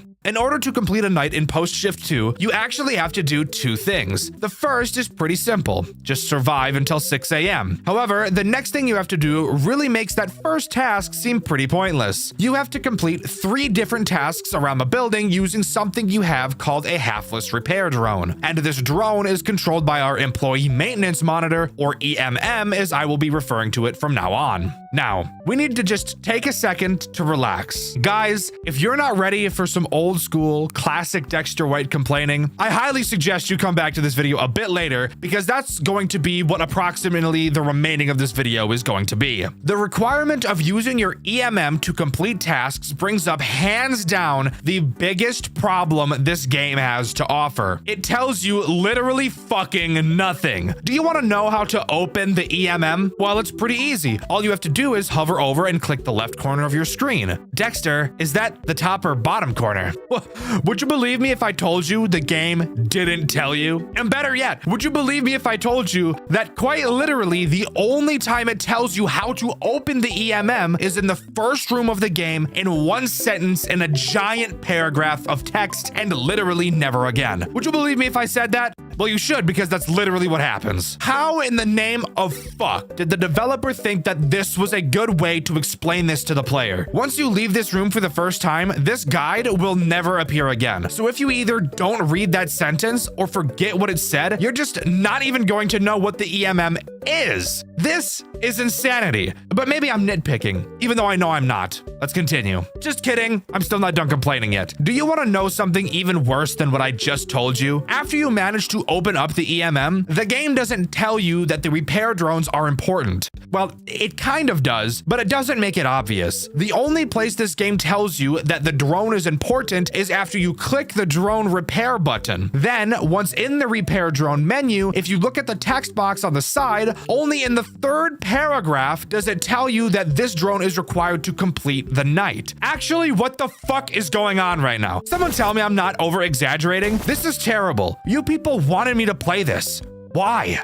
However, at least the drone tasks we have to complete are super easy. The length of the nights in this game are 6 minutes and 30 seconds, so not that bad at all. A lot better than what I was actually expecting. All 3 drone tasks you have to complete are the same and really don't require you to do anything at all. All you have to do is open the EMM, go to the repair drone, view, and then start repairing. The repair process will take place in the background while you do whatever else it is you need to do. Each task takes 1 minute and 15 seconds to complete, and once it's done, you can go back into the menu and start the next task. After doing all 3 and surviving until 6 a.m., we can move on to night 2. But wait, haven't you forgotten? We're playing a FNAF game, and I still have yet to mention a single animatronic, even though we're over 10 minutes into this video. Is that not crazy? We're this far in, and I haven't even said a character's name yet. Well, No better time than the present, that is what they say. This night introduces 3 main threats, the first being Revenant Freddy. He's probably the easiest of the 3 characters that are introduced on this night. To start, he will appear in the promotional room leaning up against a shelf. When he's here, we really don't have to worry, as the game tells us that this just means he's getting ready to attack us. When he enters this phase, one of 2 random sound cues will play, and they sound like this.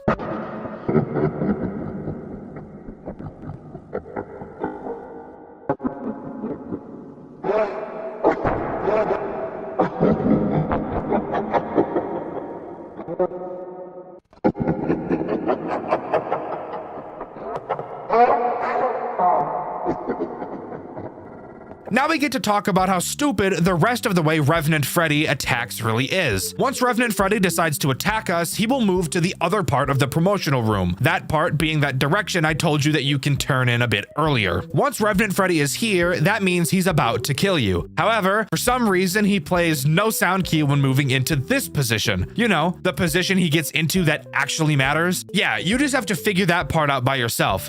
Sound cue for something retarded? Yes, please. Sound cue for something important? Nah. Now we get to talk about something else that is incredibly frustrating. That being how to deal with him. The way to do it is simple. Just go to the aisle end, open the EMM, select a drone. No, not the repair drone. This is a different drone. And then target Revenant Freddy and send it off. The actual problem with this is a common recurring theme this game has. Literally never telling us fucking anything at all. In order to learn that this is what we need to do, we need to open the EMM and then click on the drone to read 3 paragraphs. And that's not the end of it. In these 3 paragraphs, where exactly it explains Revenant Freddy is probably a total of 1 to 2 sentences long. What the fuck? Like I already said, Revenant Freddy is the easiest character on this night. We still have 2 more to talk about, and I promise you, both of them are no less confusing. The next character to mention is Minotaur Freddy. What does Minotaur mean? Well, it stands for Micro-Implemented Neural Activated Transferable Energy Rotors. Damn. So tell me, Dexter, what does Micro-Implemented Neural Activated Transferable Energy Rotors Freddy do? I'm so glad you asked. Micro-Implemented Neural Activated Transferable Energy Rotors Freddy can attack you in 2 different places, in both the sanitation room and the construction room. Let's talk about the construction room attack first. Once Micro-Implemented Neural Activated Transferable Energy Rotors Freddy arrives there, this sound cue will play.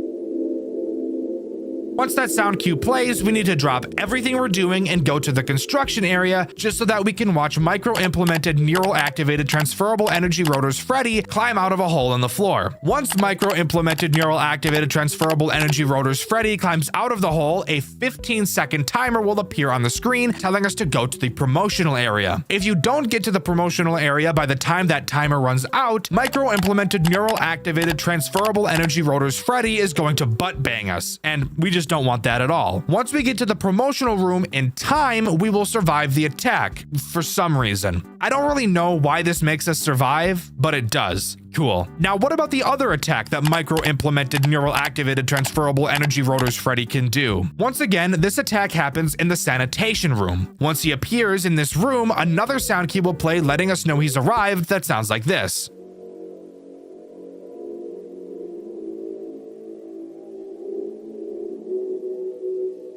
Now, this attack is where it gets confusing. By the way, if you couldn't tell, both of the sound cues he plays sound exactly the same. They are slightly different, but I highly doubt you'd be able to tell them apart. Here, let's actually play a game. Now that I've shown you both of the sound cues, let's play one of them and you tell me which one it was.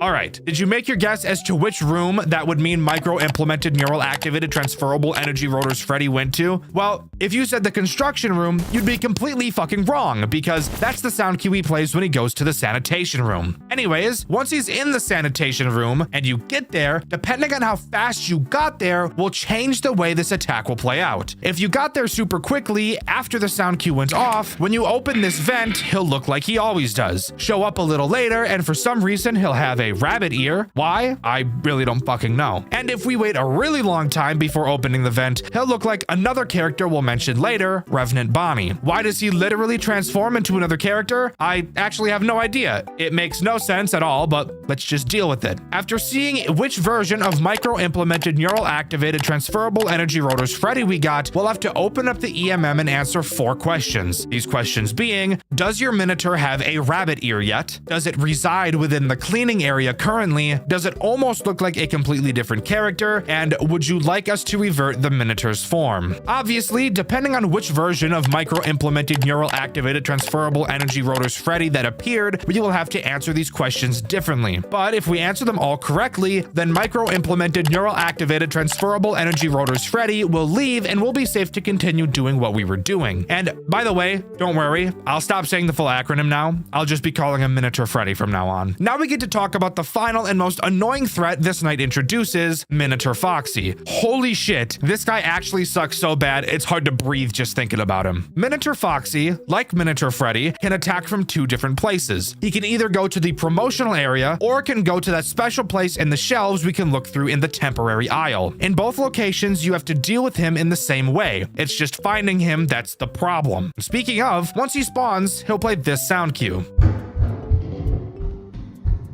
Once we find Minotaur Foxy, all we have to do is open up the EMM and select Voice Constructor. From here, we will be given a sentence output. We will have to reconstruct this given sentence using the 12 buttons in the middle of the screen. The sentence we have to reconstruct will be different every attack, and this game insists on making this as difficult as possible. For example, a common phrase you'll see is "to please." However, the button you need to press uses the number 2, while the sentence will always read TWO spelled out.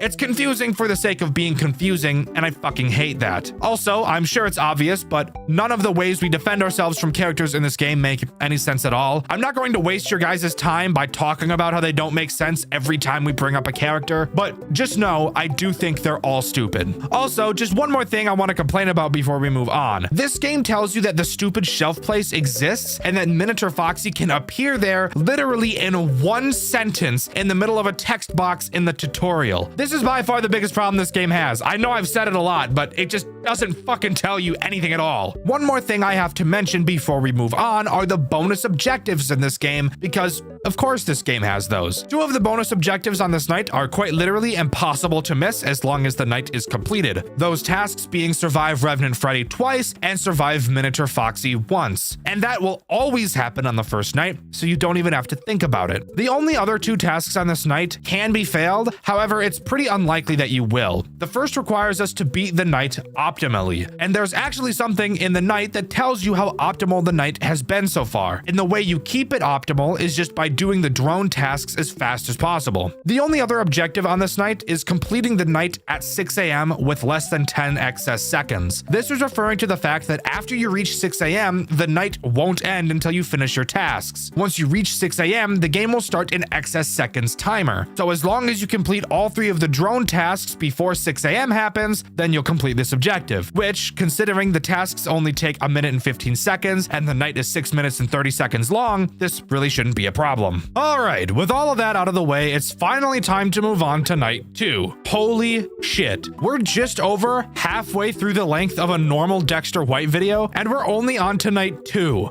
Editor, I'm so sorry. Night 2 is completed in the exact same way as night 1. Finish all 3 repair drone tasks and survive until 6 a.m. However, for some reason, night 2 is 7 minutes long instead of 6 minutes and 30 seconds. Why is this the case? I have no idea. But don't let yourself get fooled into thinking this night is going to be as easy as night 1, because it's not at all. Because the AI ramping of these characters is actually ridiculous. And on top of that, we actually get 2 more characters thrown on us as well. The first threat introduced on this night is Minotaur Baby, and she is probably the easiest out of all the animatronics we've seen so far. Occasionally throughout the night, you will hear this sound cue.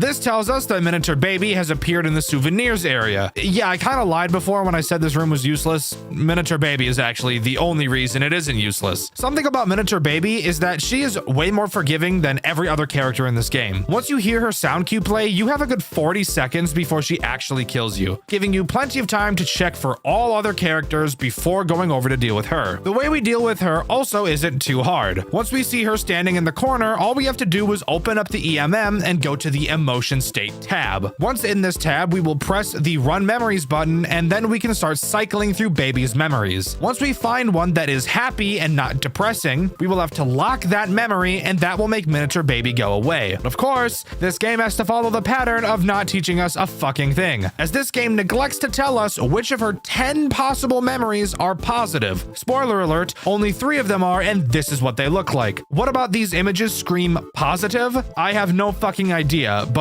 you're just meant to figure it out, as once again, the game literally doesn't tell you ever. All it does say is that some memories have the possibility of being positive, so it seems that even the dev doesn't know why these would be positive. The only other threat introduced on this night is Revenant Bonnie. Not the weird version of Miniature Freddy we saw earlier, I mean just actually Revenant Bonnie this time. The way you know he's about to attack you is very simple, as not only does a really fucking loud sound cue play, but also a counter will appear in the top corner of the screen. Revenant Bonnie wants to play a game called One-Eyed Seek, which is this game's version of a find them on the camera mechanic, because even though there are no cameras in this game, it somehow still finds a way to make the worst fucking thing in the entire world. Once Revenant Bonnie starts his attack, the counter will randomize a number between 1 and 5. This is how many times you'll need to find Bonnie. So if you get lucky, you may only have to do it once, but if you're me, you'll have to do it 5 times every fucking time. Revenant Bonnie can spawn in 5 different areas at random: the souvenir room, the construction room, the hallway before the sanitation room, the second part of the temporary aisle, and then behind the shelf in the temporary aisle. There's no way for you to know which areas he goes to. You literally just have to guess, which, with how long the movement animations take in this game, I can promise you that Revenant Bonnie will quickly become your least favorite character. There's a reason I chose to put him in the thumbnail over anybody else. I fucking hate him. There is only literally one redeeming quality about Revenant Bonnie, and that's during an attack, he will not appear in the same area twice. Everything else about him is still RNG, and that sucks ass. I should also mention that he can be skipped by using a drone, just like Revenant Freddy. However, this drone has an incredibly small chance of actually working. So I mean, I guess do it while you're passing through looking for him, but you probably won't ever see it work. So let's go over all of the RNG that Revenant Bonnie has. Once he spawns, it's random how many times you'll have to find him. From there, it's random where he'll spawn and when he'll spawn there, so you could have him spawn on opposite sides of the map every single time. And on top of that, the item we can use to skip his attack is also completely random. This is amazing, guys. What a skill-based FNAF game. This is definitely a hard game and not just total RNG. And of course, now we get to start talking about the bonus objectives. The first one to get requires even more RNG, that being luring Revenant Bonnie away with the drone, which I just mentioned is incredibly rare to ever happen. So that's just awesome. The next bonus objective is finding both Revenant Freddy and Miniature Foxy in the promotional area. This is also RNG, since the Miniature Foxy only has a 50% chance to appear in the aisle shelf area instead of the promotional area. So yippee, we're gonna be here for the rest of our lives. The last 2 bonus objectives just require us to play like complete dog shit. The first has us complete the night with a lacking efficiency level, meaning that we just need to do the repair tasks really fucking slowly, and the second task being beating the night after we reach 6 a.m. So just let the clock reach 6 a.m. and then finish your last drone task. Though these 2 objectives will probably be completed at the same time. Anyways, let's move on to night 3, shall we?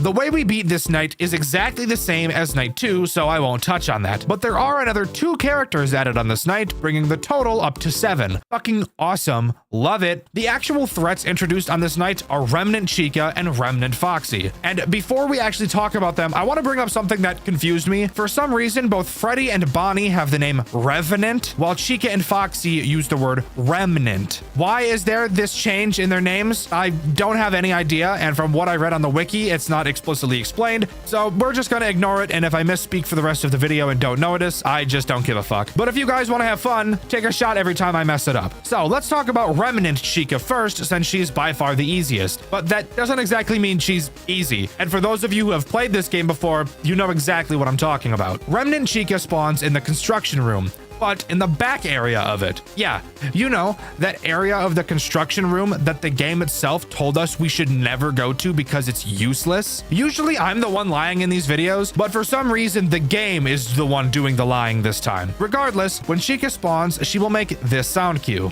Lighting alteration detected at construction area.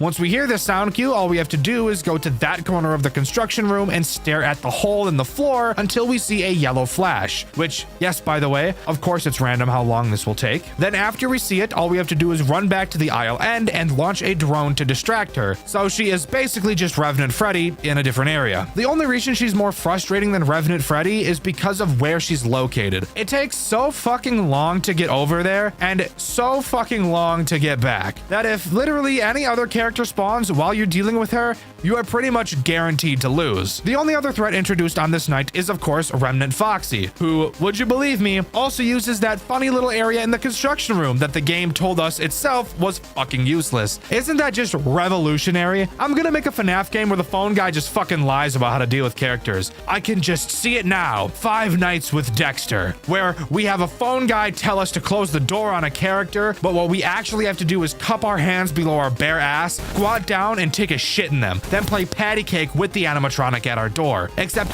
we're not gonna tell the player that's what we actually have to do, and we're just gonna hope that they figure out there's a poop patty cake button that's invisible in the corner of the screen until you hover over it with your mouse. God damn it, I hate this fucking game! Anyways, when Remnant Foxy spawns, he'll play this sound cue.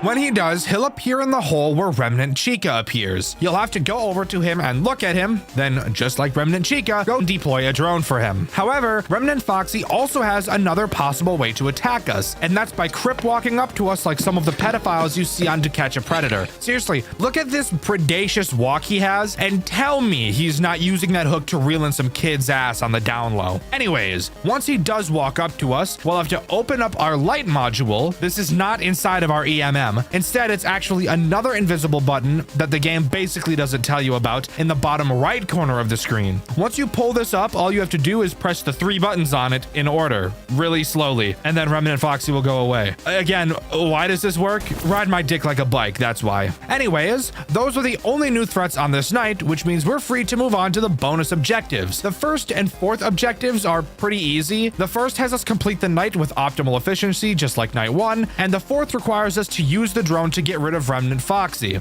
By the way, this has a typo in the menu, so that's cool. The other 2 threats are pretty unique, however. The first tells us to use input lag on our monitor for 3 minutes during the night. I'll talk about that one in just a second because it's really fucking weird. So let's talk about the other one first. The other one being view Remnant Chica before she attacks you. Now, of course, while I was explaining her mechanic, never once did I say that you actually see her, and that's because you don't. However, once you get back to the aisle end, before deploying the drone, you can actually turn around and see Remnant Chica standing behind you. This is all you need to do. So not very difficult at all, but it's kind of cool, I guess. Anyways, now we can talk about the input lag objective, which is really weird. I've neglected to mention something pretty important up until this point, and that's that the EMM actually has a battery life. And the more you use it, the more it decreases because that's just how power works, dumbass. Input lag is a special mode you can put your EMM into that causes your EMM to use less power throughout the night. However, at the expense of your mouse just teleporting somewhere random around the screen at random whenever it feels like it. I've not mentioned this input lag option before either because it's like completely fucking useless, but the objective forces us to use it for at least 3 minutes throughout the night. It actually sounds a lot worse than it actually is, and it makes our shit drain less power, and with how much you'll be using it during this night, that's actually much more helpful than it is hurtful. But with that, we can move on to night 4 and the second part of this game, because if you remember like 800 years ago, I mentioned that this game was too big to fit into a single game.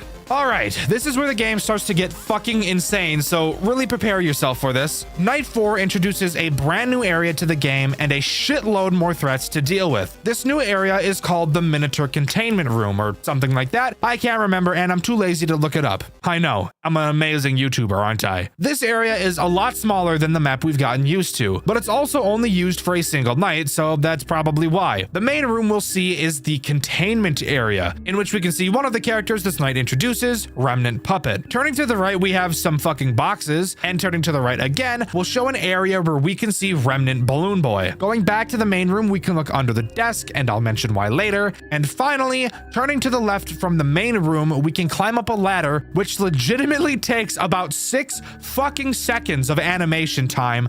Oh my god. And once we're up here, we have our main view of the place, and we can turn around to look at more fucking boxes. Now we can talk about how we beat this night. Well, that's pretty easy because all we have to do is survive until 6 a.m. Oh wait, I'm sorry. Did I say 6 a.m.? We actually start at 6 a.m. on this night, and for some reason we have to survive until 12. It doesn't really change much, but just thought it was something I should point out. And now is when I have to tell you the news that is going to make your penis burst like a balloon. There are 8 new animatronics on this night. Technically, a few of them we've already seen before, but of course, since we're in a new area, they do something completely different. 8 fucking characters, all brand new mechanics, and I have to learn them. That's it. I'm done. Fuck it. I'm done. I'm done. I'm not doing it. Fuck. Damn it. Not really, of course. Just look at the length of this video. We've still got a long way to go. So let's just rip the band-aid off. So let's start by talking about the most important tool at our disposal during this night, that being the simulation monitors that we can view in the main area. Inside of this simulation is where 4 of the characters are active, these characters being Miniature Baby, Miniature Freddy, Miniature Balloon Boy, and Miniature Ballora. I'm going to talk about all of these 4 characters at the same time since they all pretty much do the exact same thing. Occasionally, any of them inside of the simulation may become pissed off about who knows what and ask you for something. On the side of the screen, you will see we have an inventory of 5 items. So if a character asks us for pizza, for example, then we have to click the pizza to give it to them. And yes, all of the characters in the simulation are humans, but if we fail to give them what they want, they will appear right next to us as animatronics and rail us from the back while using our ponytail like a handle. These 4 characters don't have any sound cues for when they're upset. However, that's where this virtual discontent percentage comes into play. For each character, whenever they get mad, they will increase this percentage by 25. This is how you know you need to go deal with one of them. Not very hard, but they're really just a problem because of the goddamn animations we'll have to deal with. Now we can move on to talking about the 4 remaining animatronics that are always physically right next to us. Let's start by talking about the easiest, that being the Miniaturinas. They appear under the desk, and they only appear if either your surrounding activity or your virtual discontent reach 30%. And once they appear, they will never leave. To prevent them from attacking you, all you have to do is occasionally check on them so they don't kill you. However, let me tell you a little secret. If they ever appear, you should just restart the night because that's a lot easier than having to actually constantly check on these fuckheads. It's a lot more convenient to just make sure these percentages never reach 30%. The next easiest character is a Remnant Balloon Boy, and he's easy because he's just the Miniaturinas, except he's always there. He's located directly behind us, and all we have to do is stare at him to prevent him from moving. So you should really just spend a majority of the night doing exactly that. The next character I want to talk about is Miniature Puppet. Just like pretty much every other character so far, Miniature Puppet also makes no sound cue when she arrives. Instead, you'll be able to tell she's spawned once the surrounding activity increases by 5%. When she does, you'll want to quickly move up the ladder and see her floating in the air, farming aura. Once we stare at Miniature Puppet long enough, another character named Venta Puppet will appear directly in front of us and start exhaling his rank-ass breath right in our face. Once Venta Puppet appears, we'll have to spam click the outer edges of our screen to like escape his grasp or something.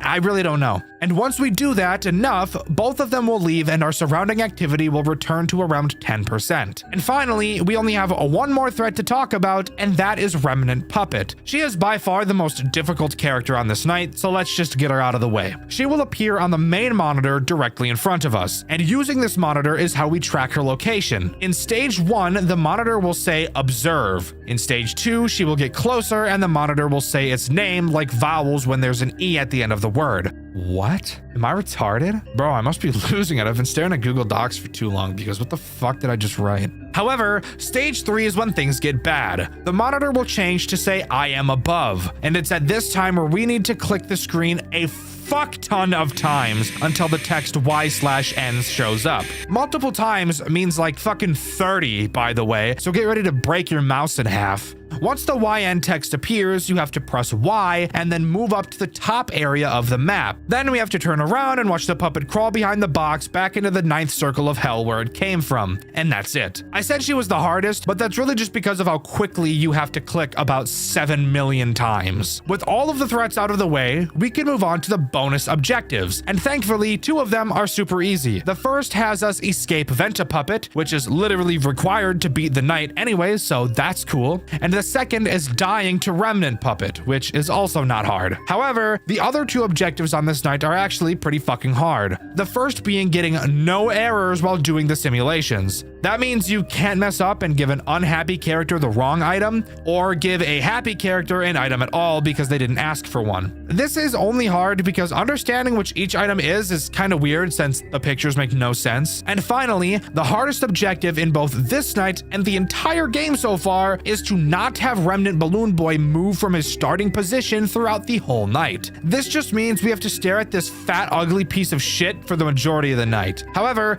this becomes really difficult when we factor in that this is entirely dependent on RNG and hoping that we don't get attacked by 2 other characters at the exact same time. And that's all Night 4 has to offer. And it's honestly such a nice breath of fresh air compared to the first 3 nights, since aside from that one bonus objective, there's literally no RNG at all and it's completely skill-based. Of course, the game still does a fucking horrible job of explaining anything. I've just kind of stopped mentioning that at this point because if I didn't, it would really quickly become 80% of this entire video. All right, moving on to Night 5, and this is where the game really brings its difficulty to the max. Sure, this entire game has been really fucking hard so far, but Night 5 and especially Night 6 are just completely fucking ridiculous. So let's get right into it. Night 5 only has 4 threats to deal with, but they're all new, and on top of that, we have another massive map to learn. And each character has an entire section of the map dedicated to them. And of course, the game still makes us read a book to understand anything, except the book might as well be in fucking Hebrew because I have no idea what any of it means. The map layout is pretty simple. We have one main hub area, and then in each direction is one of the characters' areas. To the north we have Freddy, to the east we have Chica, to the south is Bonnie, and west is Foxy. And yes, if you were wondering, there are incredibly long hallways leading to each area, and yes, the animations that play between them are long as dick and balls. The way we complete Night 5 is by doing 2 tasks. The first being surviving until 6 a.m., which for some reason takes 8 minutes this time. I don't know why time keeps warping in this game, but it does. And the second is completing something this game calls Insta Orders. What are Insta Orders? I hear you asking?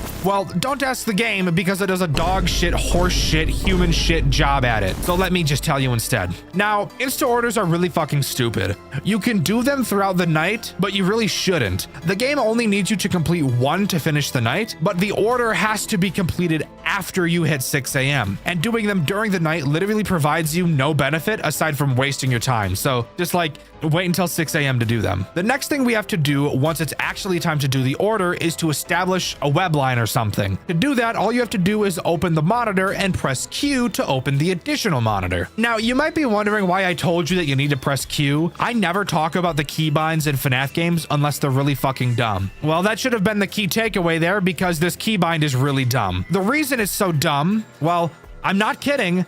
The game quite literally never tells you about the additional monitor. It's not even hidden in some random paragraph. I read all of it. It literally doesn't tell you. You're just supposed to figure it out. Anyways, once you figure that out, open the webline menu and just wait for the connection to be established. The reason we need to do this is because if we don't have a secure webline, then the game can actually give us fake progress on our Insta Orders, which would mean that we could think we're making progress when we're just not. So that's fun. Always establish a connection, kids, especially with your runaway deadbeat dad. After we establish the connection, we just press the Insta Order button and wait for it to be done. After that, we should complete the night. However, something I should mention about both establishing a connection and completing an order is that the amount of time it takes for these actions to complete are completely fucking random and could take forever if you get really unlucky. And you can't close the monitor while these things are happening. So if an animatronic spawns during it, you will just lose.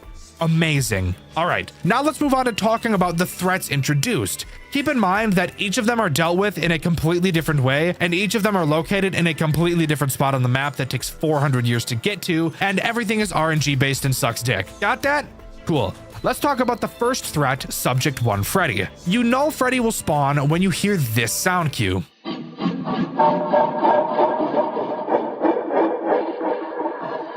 Once we get to Freddy, we will see him playing the piano like Beethoven. I think Beethoven played the piano. I don't know. That could be wrong. I really don't know. All we have to do is open up our monitor and select Song Data Bank. From there, all we have to do is correctly select which song Freddy is playing. He will be playing one of 4 songs, and of course, there's no way to know which one is which unless you already know them. I'm not gonna waste your time playing all of them for you, but just know that this is some bullshit trial and error. Once you choose the right song, Freddy will fuck off. The next threat we're going to talk about is Subject 2 Foxy. The way he works is pretty interesting, but that's because he has 2 forms of attack. The first is really easy and is literally just Freddy, but easier. You will hear a sound cue that will play a random hertz number. 440 hertz. Once you hear it, all you have to do is go over to Foxy's curtain, open your monitor, and go to sine waves and press whichever hertz number you heard. His other attack, however, is where it gets interesting. Once again, you will hear a sound cue, except this time it will just tell you to go to Foxy's stage. Foxy aggression detected. Move to Foxy's stage.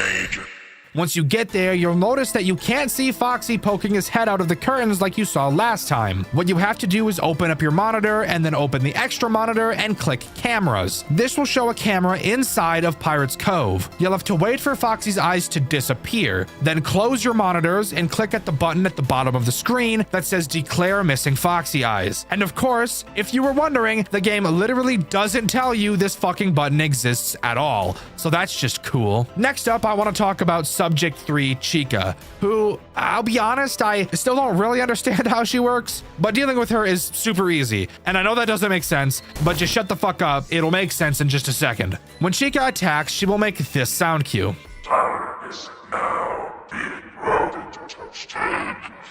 Once she does, all you have to do is go over to her section of the building, open the monitor, select override power, and then press cut, and this will make her go away. That's literally it. You might be wondering how I'm confused about that if I just explained it, but lucky you, that's what this next part of the video is all about. The reason why Chica confused me so much is the unbelievable amount of other shit that we can do to interact with her. To start, you can use oxygen removal, which will prevent Chica from killing us for 90 seconds, but will also force us to wear our mask, which, by the way, I know I haven't mentioned, but shut up, and we'll have to wear that mask the whole 90 seconds. We can also use something called a temporary fix, which will make Chica literally disappear for the rest of the night. However, from that point forward, every hour in game has a 1 in 4 chance of killing us immediately.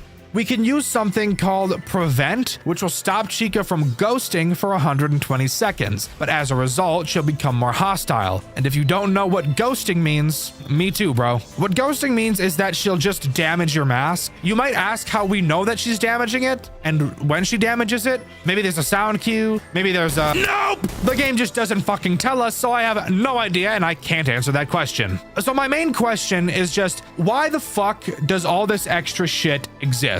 You literally don't have to use any of it. Dealing with Chica is so simple, there's actually no point in using any of it at all, and in all honesty, we'll probably end up making the night more difficult if you do, rather than just dealing with her normally. And finally, we get to talk about my least favorite character, Subject 4 Bonnie. Easily the most confusing character in the entire night. Except unlike Chica, he's confusing because it's actually him who's confusing, and not all of the mechanics. Bonnie is pretty much just Freddy, but a little bit different. Where when you're dealing with Freddy, he'll play one of 4 different songs. Bonnie will instead play the same song with just 4 different versions of it. If that was confusing, that's what I meant.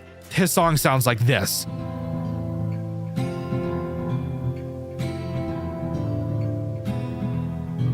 In our monitor, we can see 4 different buttons that relate to the 4 different versions of the song that Bonnie can play. Yes, I want to die. Thank you for asking. These buttons are with drums, without drums, normal pitch, and low pitch. But of course, this game has to make these buttons as confusing as possible and literally have them make no sense at all. Because if we hear the song without drums, instead of pushing the without drums button, we actually have to push the with drums button because fuck you in the face with my fat steamy balls. And of course, if we hear the song playing with drums, we have to push without drums. If we hear the song playing in a low pitch, we have to press normal pitch. And would you believe me if I told you that if we hear the song playing in a normal pitch, that we also have to press normal pitch, making the low pitch button literally completely fucking worthless. What the fuck is going on? What could have possibly been going through the dev's mind when creating this aside from black tar heroin? And of course, we don't get to hear the normal version of Bonnie's song at any point. So you just have to guess what the fuck low pitch and with and without drums even sounds like. So more trial and error. Hooray! However, there is one way to prevent Bonnie from being able to attack you by using a deterrent plush. It can only be placed when Bonnie isn't active. And you do this by going up to a stage and just placing it there. This will prevent him from spawning for 30 seconds, and with each subsequent place, it will become less and less effective before it just doesn't work at all. Before we move on, I need to complain about some bullshit that makes my dick hurt. If we look at the top corner of the screen, we'll see 3 percentages. Just ignore oxygen and condition because you're not even going to notice them, I promise. What matters is attention. Attention will increase whenever you do literally anything. Pulling up the monitor, moving around, doesn't matter. It will increase. If at any point this meter reaches 15%, all of the animatronics will become much more aggressive. And with it taking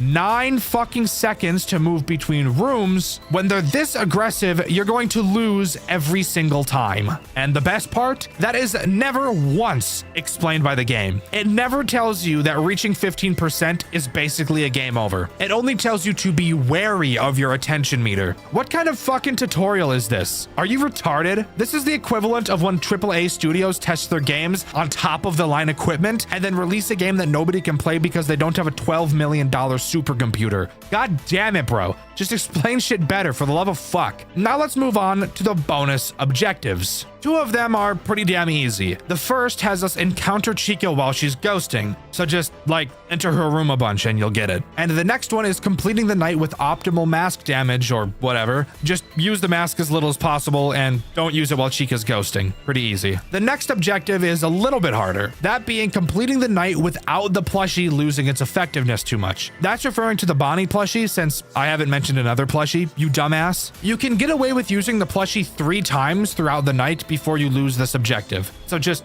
like only use it 3 times. The final objective is kind of the hardest one, just a little bit different. Something I haven't mentioned during this night are the 2 specials that you can activate on your additional monitor. Both of them can only be used once during the night. And this final objective has us complete the night without using the second life special. The second life special is just a second life. If you die, you'll respawn, but the clock will be set back by a single hour. So not doing that is pretty easy. Just don't do it. I'll mention the other special since we're talking about them, even though they don't affect this objective. It's called silent mode, and it just makes no percentage be added to our attention for 35 seconds. Yeah, always use this one. There's no downside to it. All right, it's time to talk about the single reason why I never wanted to cover this game, Night 6. Night 6 has a whopping 18 fucking animatronics to deal with, and they're all bullshit. And on top of that, the tutorial screen before this night is 5 fucking pages long. Oh my god, I don't want to read all that.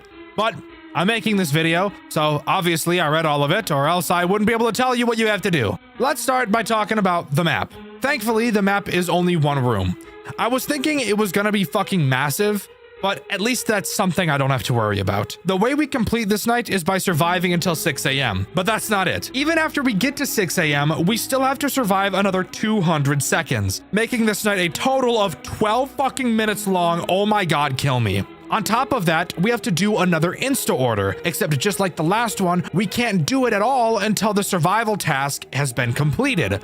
Amazing. However, I do actually have some good news for you. This night is split into multiple sections, and 3 of those sections have checkpoints, so not all hope is lost. But don't let that fool you. This is by far still the hardest night in the entire game. The first section is from 12 a.m. to 2 a.m. and has us go up against the subject animatronics from night 5. Section 2 is from 2 to 4 a.m. and has us go up against Remnant Puppet, Miniature Puppet, Remnant Balloon Boy, Remnant Ballora, Miniature Baby, and Miniature Balloon Boy. So yeah, pretty much just everything all at once. I love it. After beating this section is where we get our first checkpoint. Then we move on to section 3, which is from 4 4 to 6 a.m. and has us deal with Revenant Freddy, Revenant Bonnie, Remnant Foxy, and Remnant Chica. And after this section, we also get another checkpoint. And finally, we move on to section 4, which is just those final 200 seconds, which have us defend ourselves from 2 new threats called Revenant's End and Amalgabot. I'm not excited for those two, but we'll talk about them in a little bit. Let's start with section 1 and Freddy. Freddy will appear in the vent walkway's view. To get rid of him, all we have to do is open our monitor and press the numbers 1, 2, 3, and 4 in quite literally any order.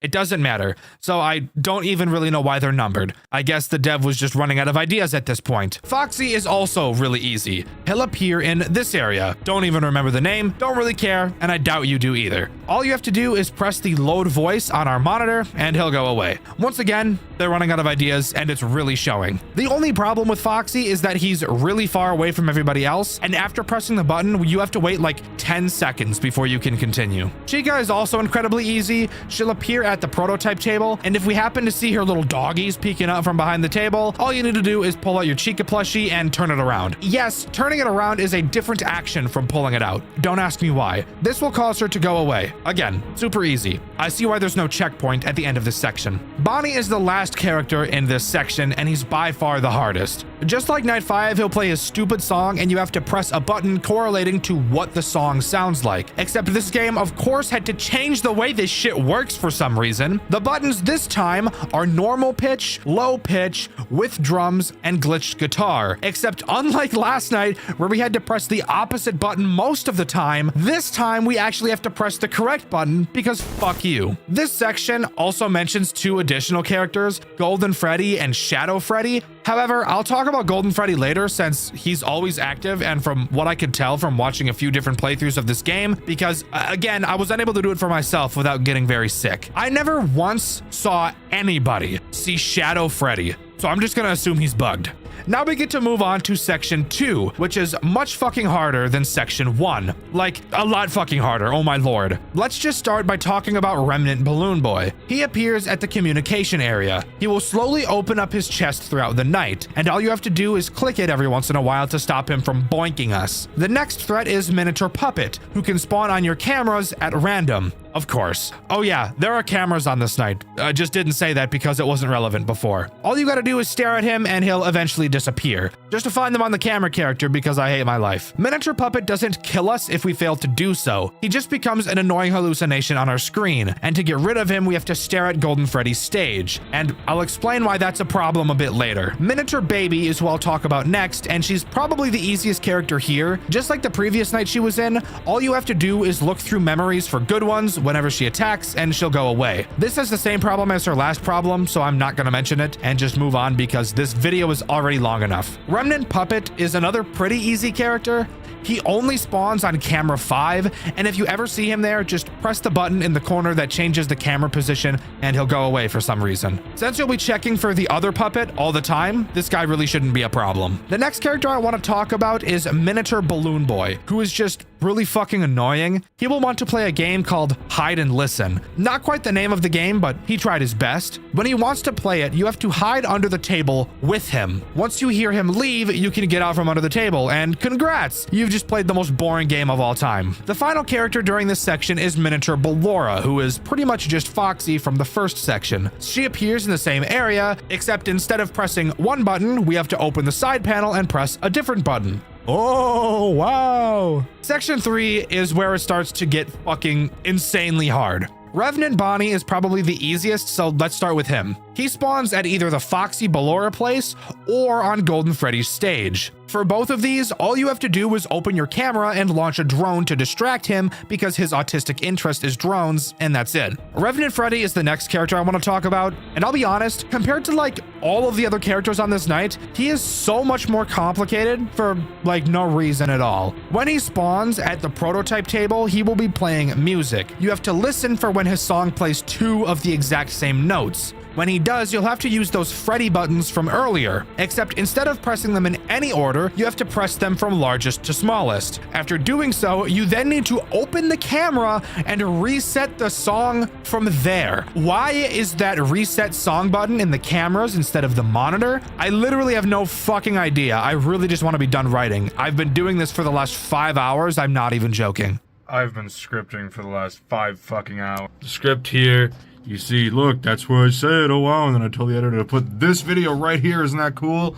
And we got a cat down here. What's up, kitty? Yeah, you heard that? That was her saying, it's some fucking bullshit, stop writing. I'm like, bro, I wanna. Damn. Remnant Foxy is super similar to Freddy because he's also complete bullshit. He will spawn under the table, and when he does, we also need to get under the table with him, I guess. I don't know why. From there, we need to open the cameras, which will now for some reason display his memories instead of cameras. What the fuck is going on? Once there, we need to select a negative memory, and that will scare him away. Do you got all this? I hope so, because if you don't, you wouldn't be able to play this game for yourself, because I had to extract this shit from mountains of text. Meanwhile, I'm just spoon feeding it to you. The final threat in this section is Remnant Chica, who is probably the easiest. She works the same as Subject 3 Chica. When you see her, just show her the plushie and she'll leave. The only actual problem is that you need to be really fucking fast when she spawns. And finally, we can move on to talking about the hardest section throughout this entire night, with the characters Revenant's End and Amalgabot. Let's start by talking about Revenant's End, since he is by far the most difficult and leaves a sour taste in my mouth, and I really just want to forget about him. Revenant's End has 3 different ways to attack us, all with different ways of dealing with him. The first place he can attack is in an elevator I've just not mentioned so far. When you get to the elevator, you can open the doors to see if he's there. If he's not, you'll see 2 plushies. If you actually do see him, you'll have to close the doors, wait 3 seconds, and then reopen them. Repeat this until you see him standing up, and then you can walk away. The other 2 ways he can attack are pretty much the same. The first has him spawn near Golden Freddy. We need to turn to the vent view of Golden Freddy's stage and play a voice lure from the monitor to lure him away. Once he's there, we get rid of him in the exact same way that we get rid of him in the third way. And the third way is having him just spawn next to the vents themselves. When he does, 4 buttons will appear in the corners of your screen, and you need to press them in a Z pattern to close a mask over your face, which will scare him away. Amalgabot also has 3 different ways to attack, and from what I could tell, he always seems to attack right after Revenant's End. The first attack is really easy. He spawns by the communications post, and all you have to do is put your mask on, and it'll scare him away for some reason. The second way he attacks makes me want to kill myself. He'll spawn at the table, and we'll have to open up our cameras and search them until we find a stop music button that appears on one of them at random. I'm sure you can tell why I don't like this attack. We have to spam click this button until it disappears, which, yes, by the way, is entirely luck-based, and then he'll go away. His final attack is pretty much exactly the fucking same. He'll spawn under the table, and we have to go under there with him. From there, we have to open the cameras and find another randomly spawning button and click it, and he'll go away. Great. More RNG. Love it. And of course, now is the time that I should talk about Golden Freddy, who has been attacking us this entire time. He is obviously on his stage, and every once in a while his music will become unstable. When that happens, we just have to go over to his speakers and decrease the volume, and you're done. If you were expecting him to be super ass and insanely interesting, you're probably disappointed, because that's literally it. You might be thinking that all that's left to be talked about is the bonus objectives, but you'd be wrong, because there's actually a fuck ton more during this night that the game quite literally never fucking mentions. To start, let's talk about the metric shitload of fuck in the top corner of the screen. Attention, oxygen, and condition are exactly the same as in Night 5, so we'll just skip those. The first real mechanic is power. It constantly goes down no matter what you do, but if you go to the communication table, you can increase it by 10% just by pressing a button and waiting. The next one is radiation exposure, which I've literally never seen anybody increase no matter what they've done, so I really don't know what to say about that. And once again, the game doesn't tell you either. And the final one is health, which will only ever decrease when Minotaur Puppet is doing her hallucination thing. That's why I don't like her, by the way. I could have said that when I was talking about her, but fuck you. Also inside of our monitor, we have 3 repair buttons that do literally nothing and 2 specials. One that gives us unlimited power for 30 seconds and another that does the silent mode thing for 35 seconds again. So yeah, just use them both because they're good. Okay, I kind of lied about the repair buttons being useless. Repair leaks is actually useful. Occasionally at random, a gas leak will happen to drain our oxygen and kill us. So use this button to fix it. That's it. The other 2 are actually useless though. There is still a lot more shit, honestly. Like probably another 20 minutes of shit to mention. I'm not even kidding. Like this weird virus thing near the Foxy area. But I seriously just want to be done talking about this game. And in all honesty, these extra things really aren't interesting or impactful at all. Finally, we can talk about the bonus objectives, which aren't really that bad, except 2 of them, which actually do suck dick and balls. The 2 easy ones are beating the night without any specials. You don't really need the specials to beat the night, so that's not really that big of a problem. And the other is to beat the night without passing 10% radiation. Again, I've never seen anybody get any radiation, so that also isn't really a problem. The bonuses that actually get hard start with beating the night without reaching 22% attention. With how much shit you have to do to complete this night, it's obviously going to be hard as shit. And the final bonus objective is by far the hardest and brings up another character I've mentioned twice during this night already. That being completing the night without going below 80% health. Basically, that just means you can never be attacked by Minotaur Puppet. Since if she becomes a hallucination, it is literally impossible to not go below 80% health. This is why I told you guys to really make sure you're focusing on her, because otherwise you won't be able to get this objective. But that's way fucking easier said than done, since the second section where Minotaur Puppet is present probably has the most shit to do out of any other section. So you're pretty much going to get no time to actually check for her. So have fun. I know I wouldn't.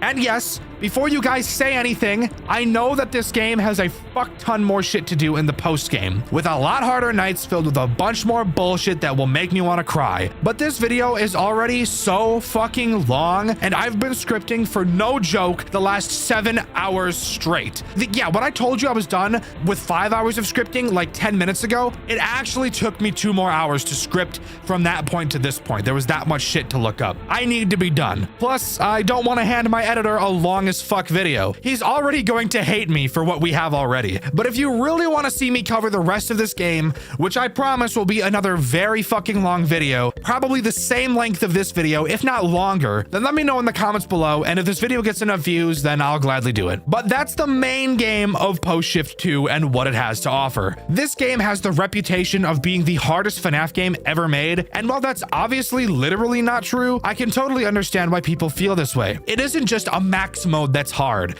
It's literally the entire game, the whole way through. While I think this game is actually really cool as a concept, especially with all the post game and bonus objectives, which is the type of stuff I eat up, I can totally understand why this game has left such a massive mark on the community. I've been covering FNAF games for quite a while, and every time I find a super unique game, I think to myself, there's no way any other FNAF game is going to be able to top that in creativity. But then, like clockwork, I find another one, and the game we'll be talking about today is no different. The game we'll be looking at today is called FNAF Showtime, a game made with Godot and is completely 3D, with hands down the most unique mechanic I've ever seen in a FNAF game before, and I can guarantee you've never seen anything like it either. So strap in as we dive into the exceptionally difficult world of FNAF Showtime. Jumping right into night 1, there's plenty to talk about. To start, we don't actually just get booted directly into the office. Instead, we start at the entrance and can actually freely roam around the building to get a feel for our surroundings, which I always think is really nice. The layout of the building is incredibly different from any other FNAF game I've ever played, with the office being directly in the center of the building. This game consists of 9 cameras, and I mention that number for a very specific reason I'll mention later. Walking around the building, we stumble into the main dining room and can get a glance at single-handedly the most uncomfortable animatronics I legitimately think I've ever seen. These things are rancid and disgusting. They got the British treatment with their teeth, too. That's nasty. What the fuck? Oh my. Look at that pot belly, bro. Dude, that cheek is nasty. That cheek is actually so gross. I don't like it at all.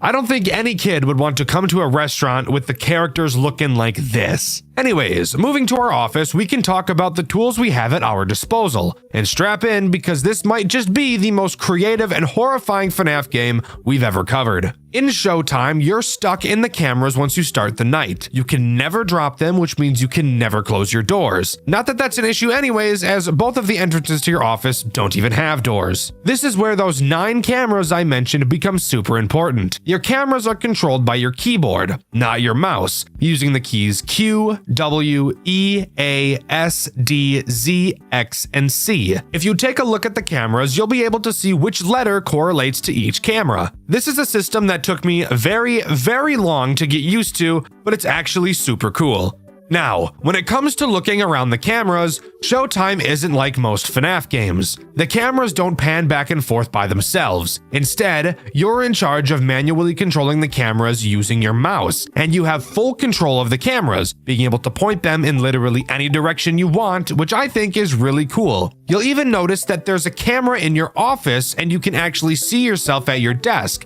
But if we can't leave the cameras and there's no way to close the doors, how are we supposed to defend ourselves from the threats this game introduces? That is an amazing question. But before we answer it, let's talk about the 2 threats this night introduces. Night 1 introduces both Bonnie and Chica. I'm going to be talking about them at the same time since they both behave in the same way. Obviously, their goal is to reach your office, so that's exactly what they'll do. Something I really like about this game is you can always watch them move around the building. They don't have just one static frame for each camera. As this game is a 3D environment, the characters actually do roam around. Now, onto how to defend yourself. Well, your camera is equipped with the ability to reset the animatronics and force them to go back to where they started. And how do you activate this? Well, let's just say I hope you guys have been practicing aim labs because you're gonna need it. By holding left click, you can shoot a signal out of the camera where the crosshair is pointing. If you see Bonnie or Chica anywhere on the map, aim the crosshair at their head and hold down left click.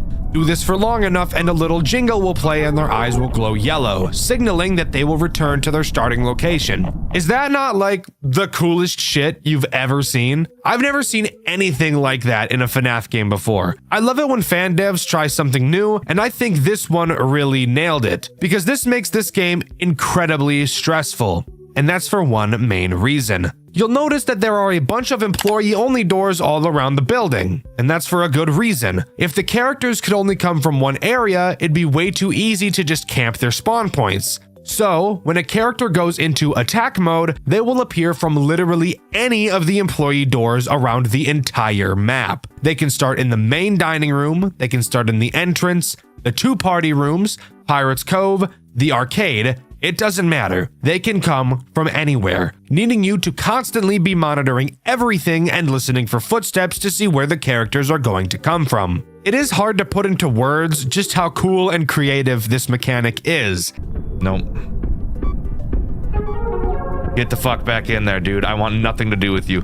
This is gonna be fun. This one's gonna be fun, dude. Holy shit. These characters move around a lot, so you will have to be tracking their heads constantly, which I personally think is really fun. And I think it's absolutely terrifying when you hear a character's footsteps, but you can't quite tell which room they're coming from. That mad dash looking around the cameras to try and find them in time really adds to the tension this game builds. Dude, where are they going? I cannot keep track of these guys for shit, dude. And it's only going to get crazier and more difficult as we continue. So let's move on to Night 2. Night 2 only adds one new threat to the game, and that threat is Foxy.